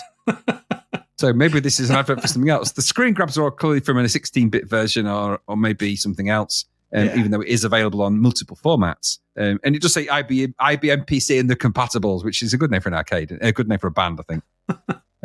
But, it starts off with super fast 3D action and you end up with land and air combat. It's like you were running out of shit, weren't you, at this point? You were running out of things to put on it. Bonus levels. I mean, just somebody got excited, didn't they? Too excited, and just, something went wrong when they were like, just put everything on it. So it's got a box, a gradient-filled stroke laden box around the outside, which kind of works in the context of it. I'm not opposed to it. And the writing, okay. The logo I kind of get, but yeah, an and with a Sharpie pen and text, so much text on it that it's ridiculous. It's like, why is that so? You can't read it anyway. That's the point. So stupid. Yeah, there we go. I knew you'd like that one. As you'd probably like the next one. Oh, for God's sake. A question for you. Is intelligentsia the name of some kind of artificial intelligence from the 90s? I don't know. This is the official. Then there's a badge. So this is for Everton FC Intelligentsia? I don't know what this is. What does that mean? Right. There's so many things wrong with this. I think it's a game about Everton, so it's available for all these things. At the top right, there's a World Cup. Why is that there? I don't know, because Everton are a club team. They're never going to be playing for the World Cup. So who are the players on the top left? I think the one in yellow is I don't know who it is, but I think that's Everton's away kit at the time. I seem to remember them playing in yellow. So I think they're playing Sheffield Wednesday by the looks of it. And then at the bottom is Everton and Liverpool, because that's the Liverpool strip. And I'm guessing that's the FA Cup, is it, at the bottom left there? I think that's the bottom left is the FA Cup. But it's just these four blue things. It says Everton FC Intelligentsia. I don't understand it. I don't get it. What is it? I don't know. It's really shonky. I mean, honestly, that looks to me like that's a level 2 storyboard at FE College in the UK. Yeah. When you ask them to create you a theme board, or whatever you call it, mood board, and that's what, make me a mood board for a football game. That is exactly what you would have got. Yeah. No, maybe actually I'm doing level 2s a disservice. Probably more level 1. Yeah. Yeah, and then it's just available for. But look at, they could barely fit Spectrum cassette in. Why did it say Spectrum cassette? I don't know. Why does it even say the word cassette? I don't know. Why does Commodore matter? 64 just says Commodore 64? IBM PC not very 5.25 inch. Specify the disk size. Does it matter? Does it matter? It just needs to be available on IBM PC. People will figure out which version is which. It's the same damn price, you stupid idiots. Crap. That is not just a bad advert. It's everything about it is bad. Yeah. And I love the idea that I think that is it's an artificial intelligence of Everton Football Club. Consult the intelligentsia. What do you say? What should we play for this game? Play a 4-3-3 or a sweep pattern. I hope so. Okay. I really hope so. Why is there a World Cup? No, there is no sanctuary. It doesn't normally say that. It blooming well doesn't. And why as well could they not get a better photo of the FA Cup? It's just someone's just left it on a pitch. It's with a big looming shadow over it. Yeah. It's not very, even that picture of the World Cup looks like it was taken on a cloudy day. It's not good, that. It's really not. That's a bad advert. No, my lord. The next one is another, we don't know where to stop. It surprises me this is a Delphine thing. What happened? There's too many logos. There's too many logos. I also think somebody had just watched North by Northwest. Yeah, absolutely, yeah. But the bit in the middle, why is he opening his... So this is Operation Stealth. He's opening his jacket with a gun, and inside is a Starfield with a stealth fighter. Yeah, he's wearing a T-shirt with a bow tie, and on his T-shirt is a stealth fighter. It's really bizarre. I don't know. Another great cinematic... There's too many logos. It's like looking at the opening of a modern low-budget film, horror movie. There's about 19,000 logos at the start before you get... The first 20 minutes are just logos of all the people that have chipped in a bit. And another great cinematic production is not centered. Don't. It's so bad. Why? Why is it even there? Too many logos. You don't need... If you have supplementary logos, you always put them at the bottom. But you can't, because at the bottom they've added more logos for something else. It's also from the creators of Future Wars, winner of the Indin Award for the best overseas game. Honestly, just this classic US gold garbage, isn't it?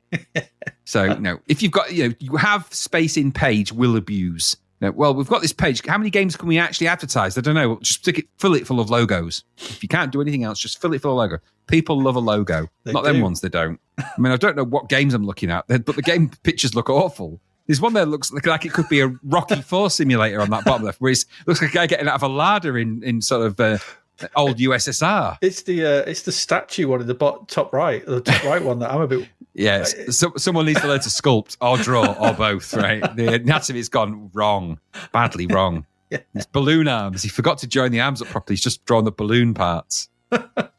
No, crap. Too much text, too many logos. Nobody knows what it's about. And for some reason, it's got some kind of blonde Rob Lowe type character. I don't know what that's all about. It looks a bit like Jared Leto from Fight Club. Yes, it does. It's Jared Leto from Fight Club holding a pistol. We're sporting a very, very nice stealth spaceship as well, which is, I thought, stealth fighters were aeroplanes. They're not spaceships, but I don't know. It's not very stealthy. I'm just going to say this. If you're branding it on T-shirts, that tends to not be a stealthy thing. It's the more obvious way of making people know that you've got a stealth ship is by putting it out on T-shirts and things like that. So, no, not good. No, I also would like the fact that the superb music produced in Delphine's in-house recording studio. Who cares? Who cares that? It's the same rationale that had him stood in front of a load of bamboo. We'll never know why he is. We'll never know why that's there. It just is. No idea. The last one is just a bit of a reprise because it's Nightbreed again. But so my thing with this was that it's the same advert, but they've gone back to it and you think, they've obviously seen the mistake. No, they've just added Clive Barker's at the top. Yeah, and put the word cabal on it. Yeah. It's for reasons. So you didn't, you had another crack at this. It's still got it already wrong. Bad. And then you just stuck more text on it. Because that's really what this advert needed was more text. Crap. And I did do a redux of the crapvert, so we'll stick that somewhere for anyone that's interested. Did. But that bloody thing, Clive Barker's is rubbish. Anyway, there you go. Yeah. That's our crapverts. They were good ones. There's a good crop this week. We don't normally. There is a good bunch. We don't normally get that many, but goodness me, but somebody consulted the intelligentsia and that's what they come up with. Everton FC Intelligentsia. If it was talking to you, it would have to talk in a Scouse accent, though. So I'm not going to do one. A Scouse version of the robot in Demon Seed. So that'd be hilarious, wouldn't it? I don't want to think about it. Right, let's go through the charts. This is from CPG for October 1990. Up to number 10 from 18 is Big Trouble in Little China. Egg. Up to number 9 from 14 is Turrican. Okay, right. Quattro Sports. I don't know what kind of thing it is. Codemasters in at number 8. Yogi's Great Escape is up to 7. Down to number 6 is Last Ninja. Budget. Good budget. Yeah, up to number 5 is Last Fantasy Dizzy. Down to number 4 is Match Day 2. Shadow Warriors is straight in at number 3. Paperboy is up to number 2. And Pro Boxing from Codemasters is number 1. Have we seen that? We're pretty sure we have. Rest of the chart, at number 11 is Road Blasters. Yeah. Escape from Cindy's Castle is number 12. Good budget game, that. Question of Sport is at 13. That's not. No, World Cup 90 is down to 40. Is it? I'm sure that was around last time. I'm pretty sure it was. Yeah, Vindicator, 15. Rough and Ready. Oh, God. That doesn't sound good. 16. Vendetta is at 17. Okay. Dragon's Lair is at number 18. Jack the Nipper 2 is at 19. And Man United is rated at 20. Yeah. So there we go. Coming next over the next couple of weeks, not many games. 1, 2, 3, 4, 5, 6, 7. Only 9 games for November. 99. So only 9 games. But well, we've had is this the first gold medal for 1990? Don't think we've had one, have we? I don't think we have. No. Actually, Well, we've got one here because it's Golden Axe. Okay. Golden Axe gets a gold medal. Gets the golden. Okay. Well, we'll see about that. We'll see. We've got Rick Dangerous 2. Dangerous 2. Wings of Fury. Okay. I imagine that's going to be. I reckon there's going to be some green and blue in that. I don't doubt it. Kamikaze. That's not a very nice name for a game, that. Zombie. No. That is. I remember Zombie on the Amiga. Yeah, that's a weird one, isn't it? Sort of thing. Is that like a sort of really, really weird early version of that Zombie U on the Wii U? Principally, yeah. It's a Dawn of the Dead game. Yeah, it's a Dawn of the Dead simulator, isn't it? So yeah it's a similar sort of thing. Yeah. Something called Quick Snacks. Yeah. One. Tilt. Okay. That's got. I reckon that'll be pinball. Yeah, don't doubt it with a name like that. Greg Norman's Ultimate Golf. Ugh, God, no more. And something called Tiebreak. I think it's another. That's going to be on the tennis one, isn't it? I think so. Yeah. Just to round off, there were some budget titles that were reviewed. Obviously, we've looked at them before. We had Daley Thompson's Olympic Challenge reviewed this month. Okay. In the magazine, it's too waggly, way too waggly. First Strike. Okay. Was that the OK Afterburner one? I want to think it was. By the people who did Boogie Boy. Yeah, it might be. I lost track of it now. It might be. Maybe. Salamander. That's a good shoot 'em up, yeah. Good budget type for £3 that is. And Rastan Saga. Hopefully they fixed it. Yeah, I was going to say problems with that one. Money broken. And there we go. That's it. That's October done. You know what's coming up for November. As ever, you can support the podcast by signing up to our Patreon if you would like to do that. That's patreon.com/zap to Zap to the Past. Patreon.com/Zap to the Past. Sign up for price for sandwich, price for coffee, price for pint of beer. It's pretty much what that is. Pardon me. So I've got something in my throat there. You can sign up to our... Well, you can not sign up, but you can support us by buying us a coffee at ko-fi.com, ko-fi.b/Zap to the Past. That's always appreciated as well. Rating reviewers, again, always appreciated as well. We always like that. If you want to do that, and please do that, it puts us into algorithms and people hear about us, and it's all good. And people like that. Or just, give us a shout out on Twitter or Facebook or X, whatever it's called these days, and that's all good too. Or Blue Sky or Threads or whatever. They're all good. I should get on Blue Sky. Yeah. I'm not on there yet. I should go. I think we should actually get on there. And that's about it. Graham, you've got anything you would like to say about? Just a final thought. When we did the Manchester United review in the episode 160, I mentioned at the start that I had some. You said, "Did you do any research on Manchester United?" I said, "Yeah, I did, but I know I've found out a couple of interesting things, and I'll get back to it." And I never did. So I just wanted to. I wanted to just reiterate on one of them because I think it's something that will really appeal to you particularly. Come on, then. So during my research, I found out that Danny Baker. Do you remember Danny Baker? I do remember. So radio presenter. So Danny Baker did a radio show, and on that radio show, it was a phone-in from people who were fans or not fans of. And the question of the phone-in is, why are Manchester United so popular? It was like one of those chat show type things. Anyway, somebody rang in and said that his rich friend every year buys a Manchester United season ticket and never goes to a game, so they can never have full attendance. So I thought I'd tell you that because I thought it was an interesting fact. Now, that doesn't mean a lot to me, but I imagine it probably means a lot to you. That's some low-level early trolling from back in the day. Exactly. And Danny Baker was actually completely in hysterics for ages, one of those famous ones where he was laughing for ages and ages and ages. Yeah, that is good. So there you go. There you go. You're never having... Other than that, exactly. I don't know. Do they count people who don't turn up due to seem to get as part of the crowd?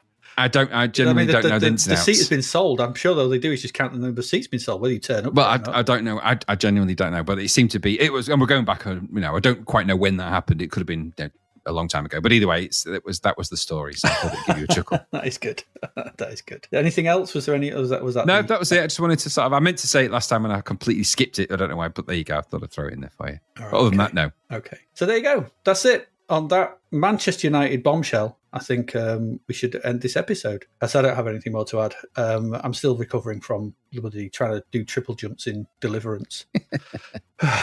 So it was so annoyingly hard.